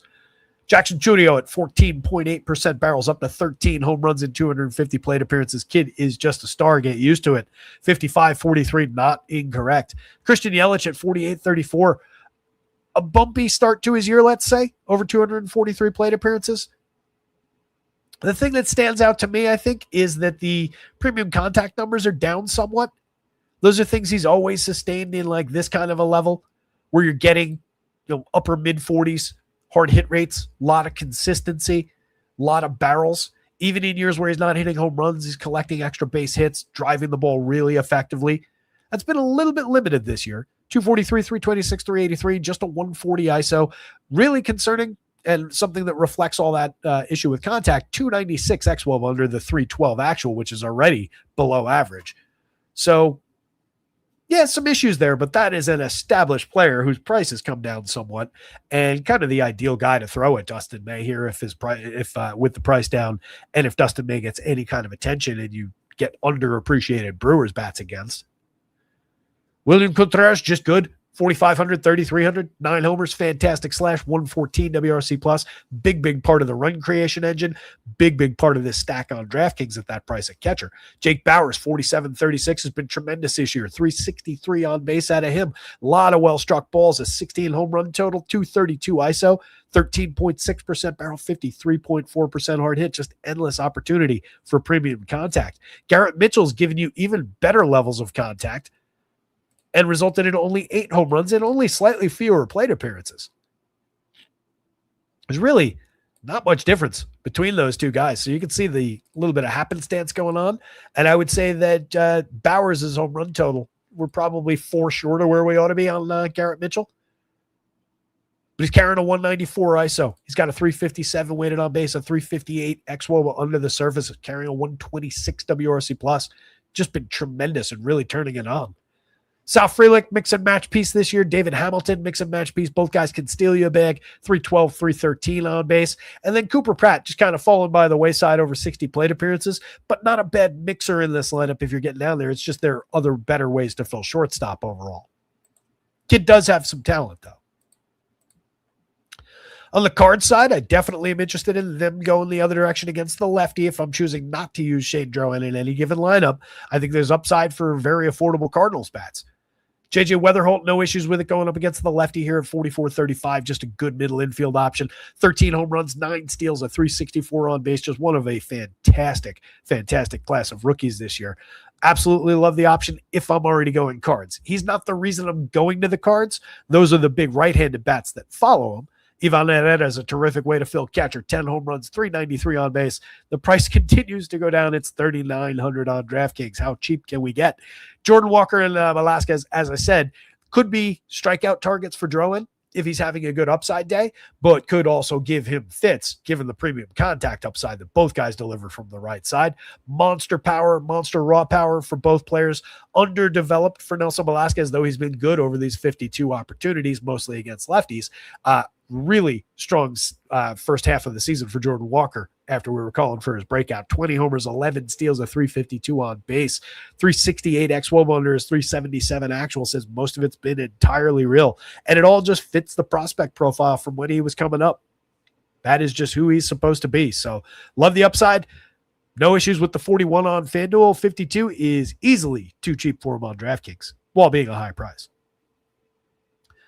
And that's totally offset, by the way, on DK. This 52 doesn't matter at all because you're taking Velasquez along for the ride almost every time, and he's only 33, right? So that's a 42.50 average now for those two players, which is cheap, too cheap for both guys. Too cheap for each guy, rather. So the average between the two is cheaper than either guy should be. So you're perfectly fine with that 5,200, which, again, is a few hundred too cheap for what Walker's been this year. If you're putting it together with Herrera at the catcher spot and just taking the 3-man, you're at 41.33, 12.4 total for the 3-man. Go nuts on value on that. And then you get to Jose Fetterman, who's had some effective DFS days, 265, 318, 390. He's not a good hitter, but hitting fifth in the lineup, direct correlation, cheap infielder to go with the big righties there. He's all right. Mason Wynn has found some success lately, continues to be overrated on the whole, but has strung together some good games. And he's done that in years past. He can hit for average, find success on batting average on balls in play, though he doesn't particularly hit the ball all that hard. So just finding success, directing the ball, beating it to first base, but that can have its value at these prices. I just don't like him as a blocker to other higher quality shortstops most of the time. Nathan Church finding the barrel occasionally, 8 homers, a couple of interesting fantasy games along the way, but nothing special down the bottom of the lineup. Pedro Paez, just another mixer at catcher. You greatly prefer Ivan Herrera up at the top of the lineup. And then Blaze Jordan, tried to hit the accent a little bit more on that one. Blaze Jordan, or the rolled R anyway. Blaze Jordan at 29. That's also difficult to do with the stuff he knows. 29 on either side for Blaze. Both corner infield spots on DraftKings. Third base only. I'd rather have him at third base basically every time on the FanDuel slate anyway, so I'll take that. Monster power upside, and I've addressed it already a couple times over a slowly growing sample, now 68 plate appearances. Kid's striking out less than 12% of the time, not really drawing any walks, so you're getting a lot of shots for him to find his premium contact stroke. Right now, 7%, barrels 42.1% hard hit, not where we expect him to end up once he really figures it out at this level. He is always, going back to when he was 12 years old on YouTube, been a guy who blasts the baseball. So if he's not striking out and he finds that, that's going to be dangerous as a combination. He could really skyrocket as far as what his value to this team is and just what his general profile looks like if anything about this part is real. I'm in no way convinced yet. We'll see.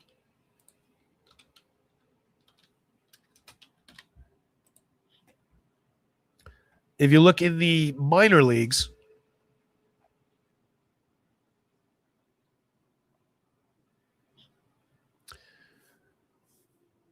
it has been mostly representative. 525 plate appearances in 2023 across high A and double A, his first shot at more advanced competition. 14.3% strikeout rate, 7.6% walk, 18 home runs. 296, 350, 481 that year. Following season in 2024 was only 380 plate appearances, all at double A. 7 home runs, 12.1% strikeout, OK/line, just a 96 WRC plus. Followed that in 2025 from double A to triple A across Boston and St. Louis. 544, almost entirely, well, 2/3 of it at triple A. A third of it at double A, 19 home runs, 270, 331, 450, an 11% strikeout rate. So that is actually him just continuing one of his strong attributes. It's a really interesting hitter.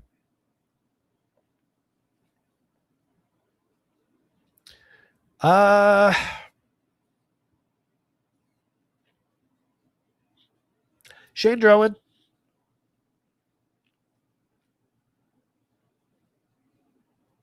Brewers bats. Pretty sure that's where they are on the stacks board. Yeah, Cards are knocked down the board here. They do have the 8th total by 8th best implied total, technically a little better than the Brewers on the other side. Just a little reflection of Drowan's quality there. But that's pretty close. But Drowan, Brewers, Cards, May. And it's May on DraftKings, then May on FanDuel, quite a bit further down the board. D-backs in the pods, Brandon fought against Walker Buehler. Buehler, again, has been mostly usable in a lot of spots lately. 17 starts, 82 innings, just a 21.7% strikeout against an 8.5% walk. Obviously not exactly sparkling there, but a 4.61 ERA, a 3.84 xFIP, 4.09 Sierra, about a 4-run pitcher, 1 in 5 strikeout potential with a little bit more from time to time. It's just coming in against the Diamondbacks team carrying just an 18.3% strikeout rate that is largely believable because it stretches across most of their best hitters and has been an ongoing attribute for most of those guys. Team that can draw the walk, team that hits for a little bit of power but can create some runs. Not a great spot for this kind of profile of Walker Buehler. He's been giving up a little bit of premium contact, 41.7% hard hit, 90 plus miles an hour of exit velo is problematic, approaching a 9% barrel rate. It's a manageable launch angle, which helps with barrel, but can definitely find the long ball from time to time against Buehler and can definitely drive the ball against Walker Buehler, which plays well to the Diamondbacks profile and what they do well. So I don't love the spot for him. Fought at 68, at 65. Against this low-end Padres squad, I think is at least worth some consideration. Overall, if you look at these numbers, nobody's going to want to go to him. That would be my hope. People pulling his FanDuel DraftKings profile up just don't use him. Look at last year, 19% strikeout over 32 starts, just a 5.0 ERA, but did have a 4.03 xFIP, 4.15 Sierra. Year before that, 4.71 ERA, but a sparkling 3.58 xFIP, 24.3% strikeout against a 5.5% walk rate. So we're talking about, nearly 19% strikeout minus walk there to go with that xFIP to back it up a little bit. Had an 11.4% swinging strike rate. Had a strong stretch. Had 18 starts that were like half and half, but finished up that 2023 season with a strong stretch of like 10 starts to end the year. There is talent here. Has spent most of this year either in relief or down on the farm, was pitching fairly well in the minors, got the bump back up and was good in his first outing back in the show. 5 1/3 the other day. Struck out just 2, walked 1, allowed a homer, but only 3 hits to San Francisco. You could say gettable team, but again, improving team that can hit for average, team that doesn't have crazy strikeouts in the lineup. So that's a good day. And if these prices against this Pods team could easily, at worst, replicate that day, give you maybe even 6 innings this time out. I wouldn't count on him, but at 68, 65, I think he's easily a value dart you could throw, and you could probably throw it on FanDuel and get away with it. Get away with it meaning it would be an okay play, not you could throw the dart on FanDuel and it's guaranteed to work out, right? Hopefully that translates well. Diamondbacks bats against Buehler. Again, I think it's a very interesting matchup for them. They kind of profile well against the downside day for Walker Buehler. So Ketel Marte at 5,000, 3,500. 17 home runs. Closing in on 50 runs with more than 50 ribbies before the All-Star break. After a slow start to his year, 214 ISO, a 117 WRC plus. 30 points of weighted on base of underperformance to make up the gap. A lot of room for ongoing upside out of Ketel Marte, just one of the best ways to fill second base. A cheap Geraldo Perdomo at 38, 3,000. The sites have not noticed his return to form. Strikeouts are low, walks are high, 353 on base. He's just been lighter as far as power goes and as far as premium contact goes overall. But he's come around a little bit. He's had some more interesting fantasy days lately. We're at a 100 WRC plus, correlated scoring at worst, hitting between their two go-to bats. 49-38 for Corbin Carroll has gotten a little bit cheap. He's hit 13 home runs. The power's dipped a little bit now. He was at that 13 home runs several weeks ago, but still carrying a 356 on base, a 133 WRC plus, making great contact at the plate. Just a go-to guy in the outfield. Gabby Moreno, we talk about a lot. 282, 369, 426. They come in with him priced at 3,800. You can make a good team out of just guys who are mispriced at catcher on DraftKings, given the way things are going. But it's pretty much me harping on Gabby Moreno and Ivan Herrera specifically. I just think that price for everything he does at the plate is and has done in his young major league career that's very, very real. It's just such a misprice where you need that position. I can't help but call it out constantly. Lourdes Gurriel, Nolan Arenado, Max Kepler, a lot of usability among those hitters. No guarantees with any of them. Arenado mostly broken. Had that nice little surge earlier in the year and is already completely lost even with it included in his numbers. And again, never really coming back in any sense that's actually material. He'll show little stretches where it's like, oh, look, Nolan Arenado's good again. No, he's not. Gurriel maybe a little bit better because the profile's more just keep strikeouts down, put balls in play. We'll see where it goes. So far, 162 pretty lackluster plate appearances.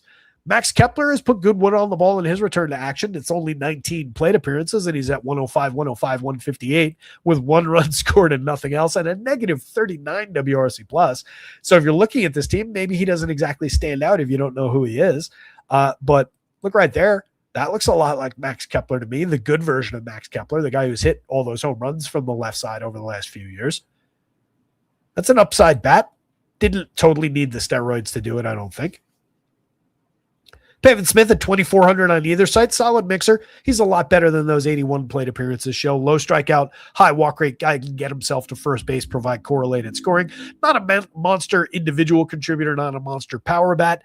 Kind of does get lost in the shuffle a little bit down lineup. I'd rather have him higher up in the lineup, even though he doesn't crush the ball, just for that ability to create a little spark in the lineup.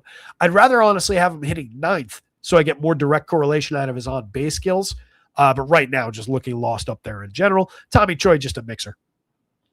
On the pod side, nothing wrong with throwing their 4.43 implied total back at Brandon Pfaadt. And anybody who's foolish enough to use Brandon Pfaadt on the mound like I was endorsing a moment ago.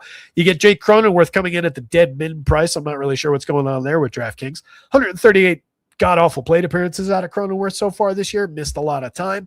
But he's been back for like a week now. Guess they haven't noticed or don't care on DK.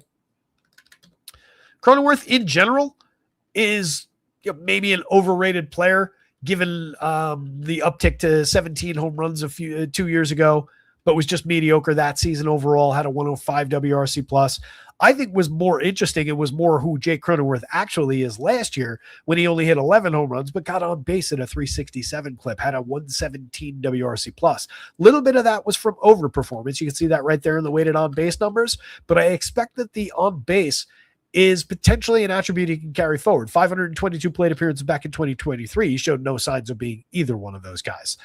So I'll lean toward the guy who can get on base based on double-digit walks last season, based on double-digit walks right now, even though he's only at a 277 on base in this limited sample. So give me the upside to provide correlated scoring. Not a two-hitter, but if I can just buy direct correlation with any of those guys up toward the top of the lineup, wherever he lands, that's a nice cheap price point to do it with from a guy who that is his skill set. So I'm a buyer on Jake Cronenworth if I'm going pods, and it's honestly kind of a compelling reason to consider them with him that cheap at second base. You can plunk Tatis into the outfield. You're paying a low price for those three. I'll actually throw Sheets into that mix as well.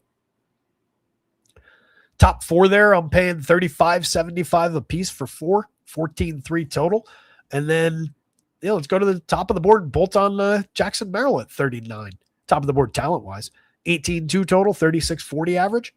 Pods are downright cheap. And you get it cheaper if you went to, say, Miguel Andujar at third base. No, not at third, in the outfield, because we've already got Manny at third.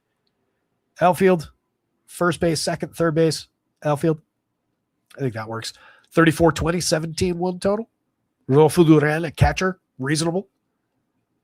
Hasn't been great, but 3 home runs in 82 plate appearances, couple oddball fantasy performances, comes on a 9.3% barrel rate. No consistency at all at a 29.6% hard hit, and those numbers across his slash line. But the ability to drive the baseball is very clear. In the heart of the lineup, Ty France, some overperformance going on over those first 213 plate appearances. But overall, driving the ball fairly effectively this year. Has had some bright spots in years past. Typically is lower strikeout, so frequency of batted balls might improve while the quality of batted balls goes down. Still playable at the cheap pricing. Xander Bogaerts, playable any given slate, more for just darts at counting stats. No consistency in Bogey's game anymore, but low strikeout, fairly high walk. So you get him on base at least. You get opportunities to provide correlated scoring in upside games. A lot more 3s and 6s in his scoring than there are double-digit outings. Boy, I'm reluctant to use anything from this game all that strongly.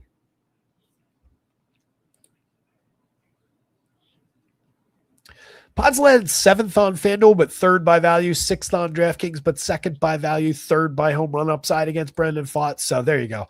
That gives me some more enthusiasm about him. Tatis, Manny, both coming in over the magic numbers. Bunch of guys in the through the heart of the lineup, more than halfway to the magic number here against Pfaadt, who definitely can give up the long ball and has historically. So, all right, that gets me on board. Some Padres up top, Diamondbacks after that. Walker Buehler slightly above Brendan Pfaadt, I think, despite the projection difference. Don't really like either pitcher. It would be Buehler on DraftKings, really. Buehler on FanDuel at 86. Not really liking that. 2 to go. Blue Jays, Giants.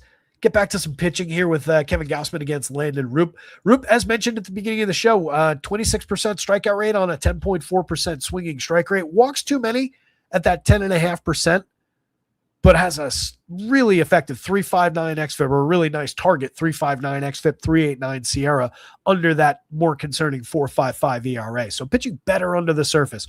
Really good at keeping the ball in the yard, keeping it down. 3.8% barrel rate on a 9.6 degree average launch, inducing weak and medium contact. Only 29.3% hard hits, 86.6 miles an hour of exit velo. 1.57% home runs. I said it about him. I've said it about McDonald through the year, but these kids demonstrate Logan Webb-esque attributes. Again, he's not Logan Webb, although he's closer than Trevor McDonald is, but they do similar things. They're righties who share attributes with that talented pitcher and get to sit there and pick his brain. So there's some upside through osmosis going on, I think, in this Giants rotation. And these kids have that profile of just good run limiters who have an impact on the opposing home run profile in a fairly big and believable way. The Blue Jays, not exactly a ton of thunder in this lineup anyway. 19 home runs on Kaz Akamoto by far leads this squad. The next highest total is 7. 4 guys share that, but it's Brendan Valenzuela, Andres Jimenez, Dalton Varsho, and Ernie Clement, surprisingly. Vladdy Guerrero still mired at 4, but still has all the premium contact upside in the world and the ability to get back to those levels based on how a lot of things are still working in that player. So 4,500, 3,000 for Vladdy Guerrero at the top of the Blue Jays lineup. I'm still a buyer at that price. And I still do lean toward the Blue Jays bats and that low strikeout pesky nature with which they can approach the game. You do have some higher strikeout targets. If Sean Keys is in the lineup, if Valenzuela is in the lineup, both those guys can strike out. Pinango, good as he's been, can strike out a little bit. So it's not entirely the 18% strikeout guys, but a lot of their better hitters are very low strikeout. And there are some uniquely single-digit low type strikeout guys in this lineup. So it could impact Roop's ceiling a little bit. Kevin Gausman at 9,094, number 2 on the board, 12.7% swinging strike rate, only a 23.9% strikeout overall over 18 starts, 101 innings, but the ability to spike that up any given start. 4.19 ERA with a better 3.72 xFIP, 3.69 Sierra. A little bit limited as far as the stuff plus number goes right now. Only 1 pitch effectively above average, but we're talking about a 3-pitch arsenal that they're measuring, so fewer cracks at it.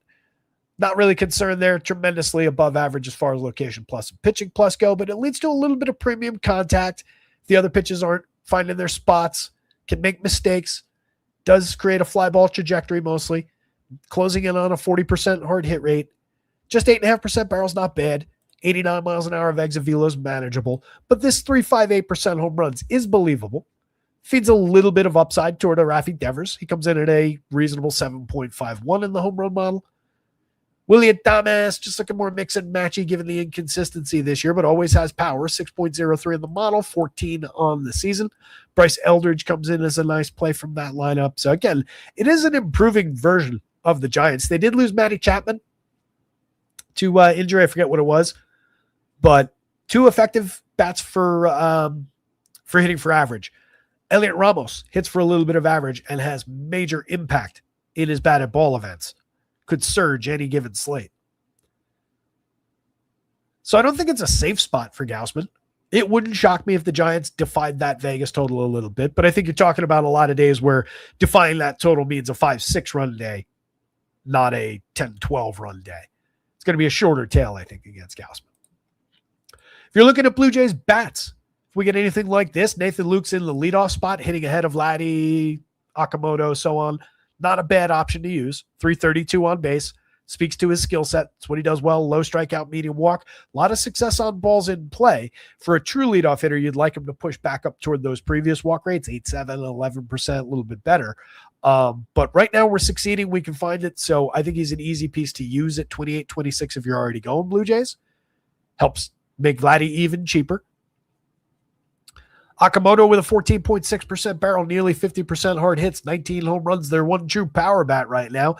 Definitely interested at 3,400 on DraftKings, 33 at third base on FanDuel. If I'm already going to this team, perfectly fine. Based on the premium contact he's found so far this season, it's pretty real power output. Just a 329 xWOBA though, lack of consistency, a lot of strikeouts, not an ideal bat. It's really just about the price at the position for the power upside on DraftKings and the way that works. I don't love him on FanDuel. Varsho at 31.28 gives you a little bit of lefty pop from time to time, steals bases here and there. Overall, just another outfielder, but that is a cheap price. If you're going to this team already, he's kind of a key piece in the heart of the lineup. Ernie Clement, outperforming his talent still this season. Super low strikeout at 9.9%. That's entirely believable. It's who he's been in years past. Doesn't really draw walks either. So just finding the success on his balls in play this year, 293, 316, 429. We'll see how long that lasts. 275 xWOBA is concerning under the 324 actual, but the profile of a slap hitter, a guy who can beat it to first base, continued to defy xWOBA for a season. Polanco at 2,600, 5 home runs in only 160 plate appearances. Had some good fantasy days. Driven the ball somewhat effectively. Limited overall, but perfectly fine if you're already going to this team. Keys is interesting. Only 2,200 at first base on DraftKings. The positional conflict with Vladdy knocks him out of the box more often than not. But given how cheap that price is, to pick off one good batted ball event from a kid who hasn't found any yet in his 21 plate appearances, 0 barrels, but he does have a home run on the board. That's a reasonable alternative if you're building, say, 5 Blue Jay stacks and you dance around Vladdy for the cheap price once. It's also somewhat interesting to maybe keep in mind as a very cheap path to a first base one-off. If you just happen to oddly land with that as your open position, which seems unlikely given all the high-quality first base options. But if that happens, that's a reasonable upside player. My issue with that idea, though, is it flies in the face of everything Landon Roop does well because you're probably not getting that good batted ball event. Valenzuela, just a mixer despite the 7 home runs. Same thing with Andres Jimenez at the bottom of the lineup. And then on the Giants side, I highlighted some of the guys, but Luis Arias and Jung-Hoo Lee hit for tremendous average in an ongoing sense. They're both getting on base. They're in appropriate spots for run creation and correlation. So you take Lee going this way, you take Arias going that way. What I don't love is the idea of both those guys and then limiting myself to 3 of the premium upside bats. I think I want one of the table setters and more shots at the big batted ball event. But you can go that route. It's not tragic if you end up with both of those guys in, and they can easily have effective days on the same day. So it's not a limitation. It's just a preference. Casey Schmidt, 45-34, 17 homers, having a tremendous 340 plate appearances. We'll see if it keeps up. Nothing not to like about the profile. X-Woba actually says he's underperformed so far. Elliot Ramos at 14.9% barrel, 6 home runs in 205 plate appearances. We can see that home run total skyrocket on the premium contact that the kid makes and always has. It's just who he is. The results come and go, but that's a really interesting piece in the heart of the lineup. If he's hitting third, great. If he's hitting fifth, sixth, perfectly fine with that as well. Devers, I've talked about the turnaround. He's up to 18 home runs. He's up to a 115 WRC plus, 12.2% barrel and 50.8% hard hits. We are approaching previous levels of production. This is just Rafi Devers just being back to who Rafi Devers is. It was just the slow start lasted a little bit longer this year. He's 3,900 on DraftKings. That's stupid cheap. 31 on FanDuel. Take advantage. He is not going to remain this cheap for very long. Eldridge at 36, 31, differently priced across sites. 274, 365, 476, a 201 ISO, a 133 WRC plus, 7 home runs, 12.5% barrels, 54.2% hard hits. What do we need to do, DraftKings, to get this kid a good price? It's ridiculous already. Positional conflict at first base with Rafi Devers obviously sucks. Drew Gilbert, 33-24, mix and match piece. Same thing with Drew Cavanaugh at the bottom of the lineup. You don't really want either of the Drews. Gaussman, Roop,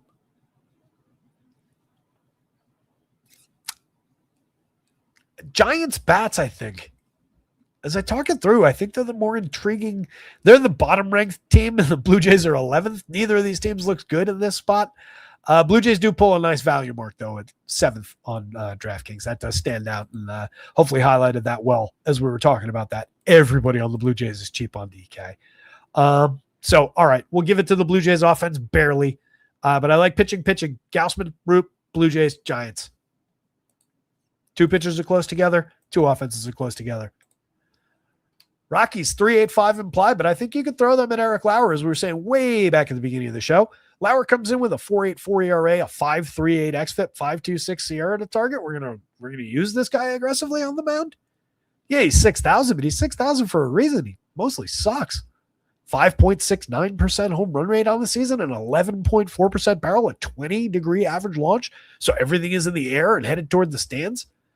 Hunter Goodman's got a 13.25, and his number in Fangraphs Game Sims today was 10% plus to hit a home run. As we've talked about, usually we're dealing with 4% probability being pretty decent, 5% being great, 6 plus being outrageous. He is 10% plus in their sims today. Looks great in my model. Looks even better in their game sims. Monster spot for the big righty. 5,700 couldn't be expensive enough on DraftKings. 3,800 on FanDuel. Love the option. 27 homers on the season. Willie Castro in the leadoff role. Good table setter. 339 on base across basically every position on FanDuel for only 2,800 to target Eric Lauer. Sign me up. Yeah, Willie's no star, but he's also not a problem. It's a good enough fantasy player. 89 WRC plus leaves a lot to be desired from a guy who plays half his games in cores. 303 X-Woba shows that he's been overperforming while being just around league average. But leading off against Eric Lauer for a value team with all his positive attributes, the ability to hit the ball squarely at a cheap price, that's an interesting fantasy option. Kyle Karros is 3,000, 2,800. Kyle Karros, if you haven't noticed, neither side has, 292 pretty good plate appearances. He's got a 104 WRC plus. He's got a 342 X-Woba under his 345 actual, which says he's exactly who he looks like. 7 home runs on the season, a 360 on base, 44.5% hard hits, 8.4% barrels. Remember Eric Karros? This is his son. Kid's really good. 3,000, 2,800. Hitting second at third base. Absolute dynamite spot from the right side with power upside. TJ Rumfield, lefty mix and match piece. He does hit for average. The power that we saw at the beginning of the season was not exactly on profile with how he's hit the ball. We'll see where it goes, but believably low strikeout, reasonable walk rate, not a bad option. I'd rather have Cole carrying the switch hitter, 3,700 on DraftKings, continues to work for value. He is one of the most expensive players on the entire FanDuel slate at 4,000. He's been outstanding over 92 plate appearances coming up, 4 home runs, 374 on base, a 137 WRC plus. Absolutely desirable on DraftKings, and probably not going to be very popular on FanDuel at that price. Priority bat if I'm going to this team. Tyler Freeman, Jake McCarthy, Troy Johnston, and Ezekiel Tovar going down the lineup. Some quality mix and match pieces. Look at the extreme on base percentages you're getting from the entire bottom, 3 of those 4 guys. That's over healthy plate appearances for everybody, 200 plus plate appearances for all 3 of Freeman, McCarthy, and Johnston. You're talking about a 3-man average of 359 on base. If you extend that up and just run through there, that's a 5-man average of 366 on base right now.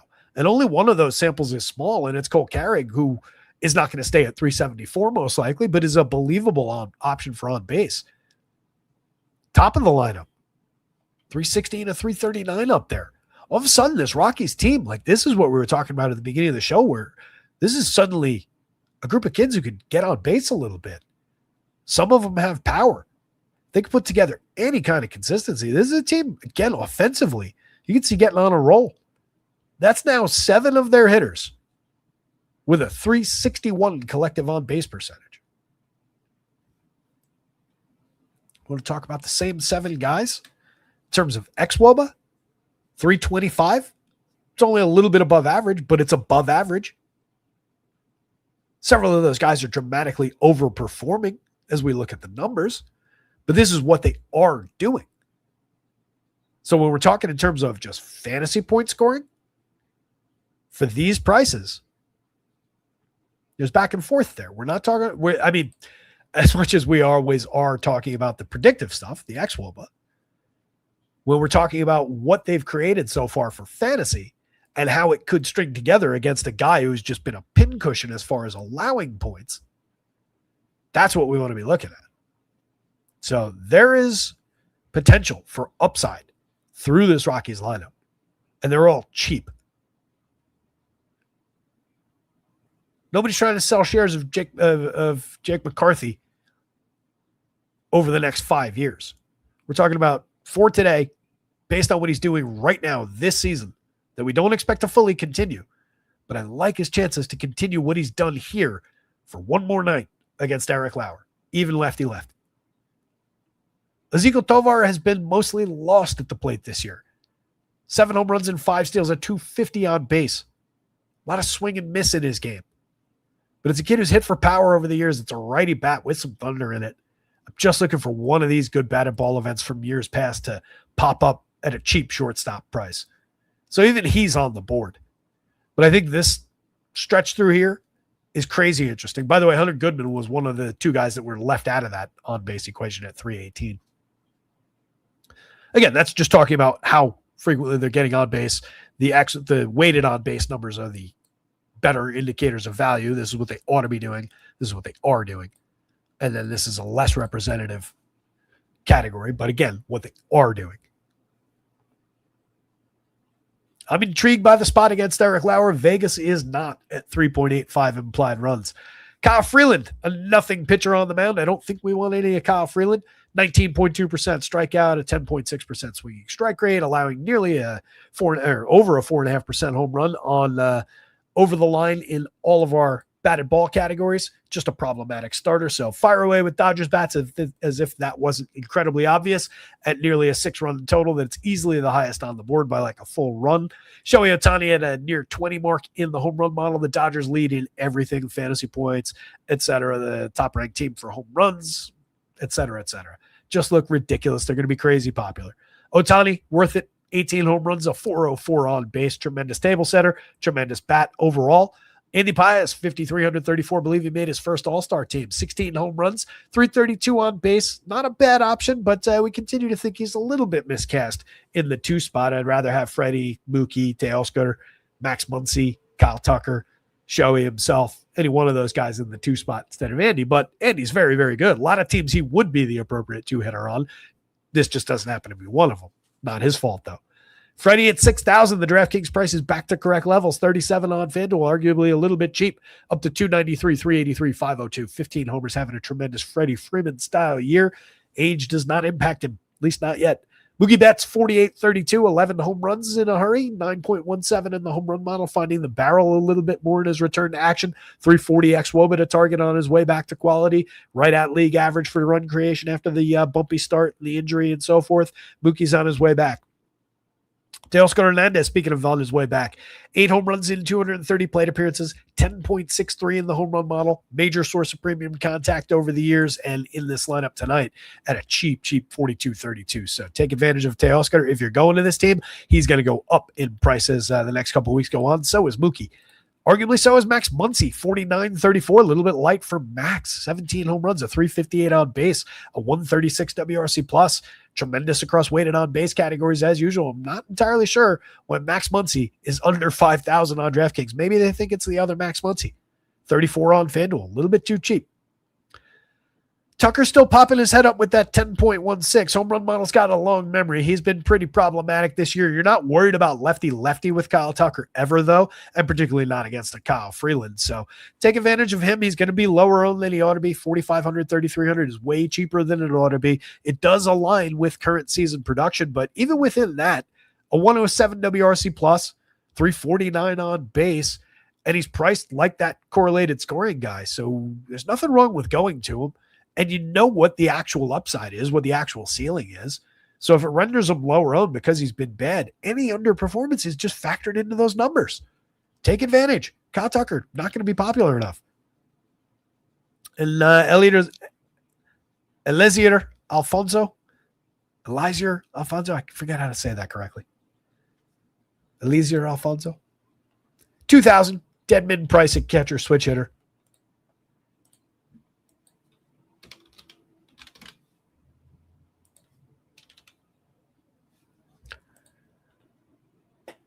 Come on. Alfonso, 313, 392, 422. Just an 8.9% strikeout, 11.6% walk, over 190 AAA plate appearances this year. Over 250, mostly at AA last season as a 25-year-old. Just 219, 219, 250. Kind of problematic there. A couple of 9 home run campaigns in the minors. Peaked at 9. Not a primo bat down the bottom of the lineup at catcher for the Dodgers, if that's who's in there today. But a monster spot, tons and tons of upside. Fire away with Dodgers in any configuration you can get to. Absolute priority as far as just raw offensive ability and upside. But know that everybody on the slate is going to be thinking that and trying to get to them. So they're going to be ludicrously popular. There are a lot of other interesting angles on this slate that we've kind of talked throughout. So I'm really interested in maybe getting to some of those alternative combinations and looking at teams that maybe don't go as highly owned from like the mid board, like the Mets at that slightly lower total against a gettable Ronaldo. Maybe the Pods go a little bit underappreciated for that spot against Font with all the value that they're pulling. Could be an upside day, third by home runs. Dodgers super obvious at the top. I think the Astros are going to be really obvious against Michaelis. I think people are going to look to target Freddie Peralta. Maybe the Nats slip through a little bit on DraftKings, more because the value is just a little bit up. The price is a little bit up. They look like a really good spot. I think the Brewers may be in conversation with the Mets as far as just good team and a lower than what it ought to be Vegas total. Good run creation team with some star caliber upside and a lot of usable pieces against a gettable starter who can also be very good, but not going to be as popular as like their talent ought to dictate. And then more limitations going down the board.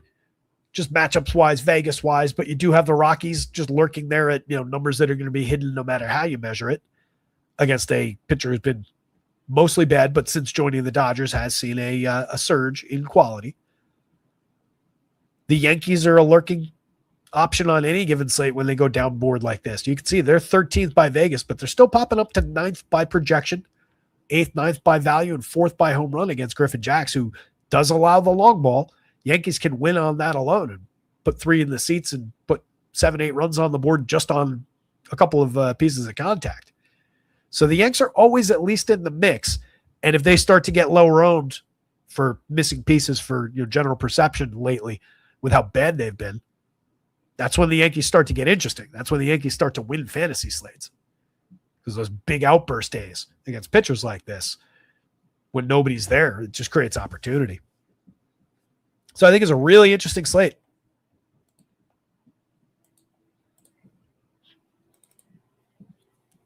Travis Duarte is here, playing Tampa Bay. On the Simpson Mullins. I like it. Yeah, and Diaz. There you go.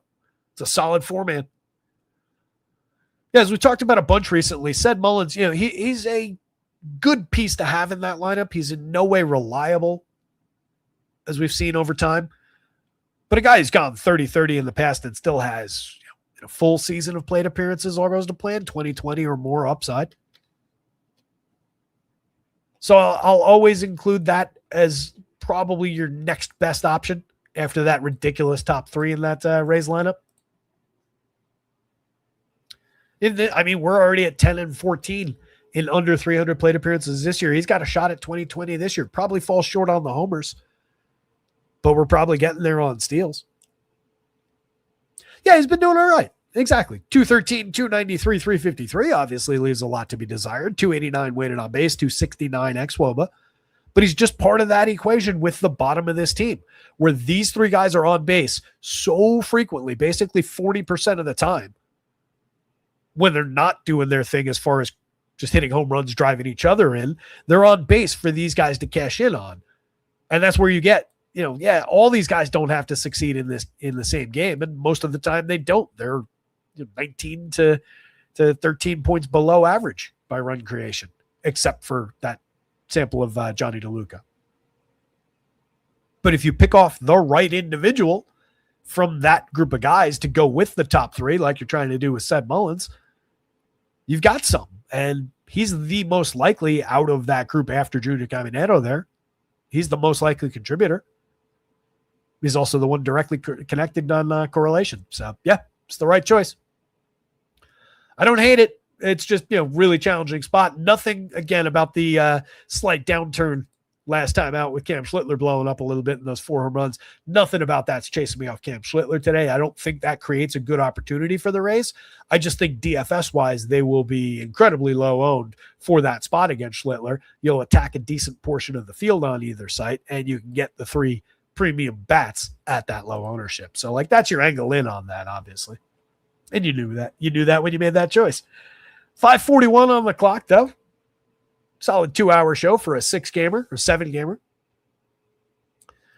No questions really popping up in chat. Travis saying I would have played Houston, Washington, or Atlanta, but weather jacked me up.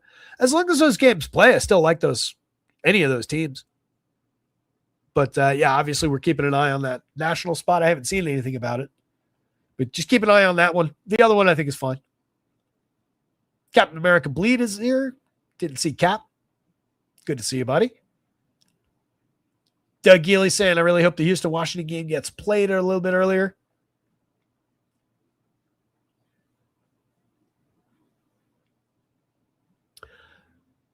Josh Gilliam called out more than an hour ago that I didn't see. Is that accurate?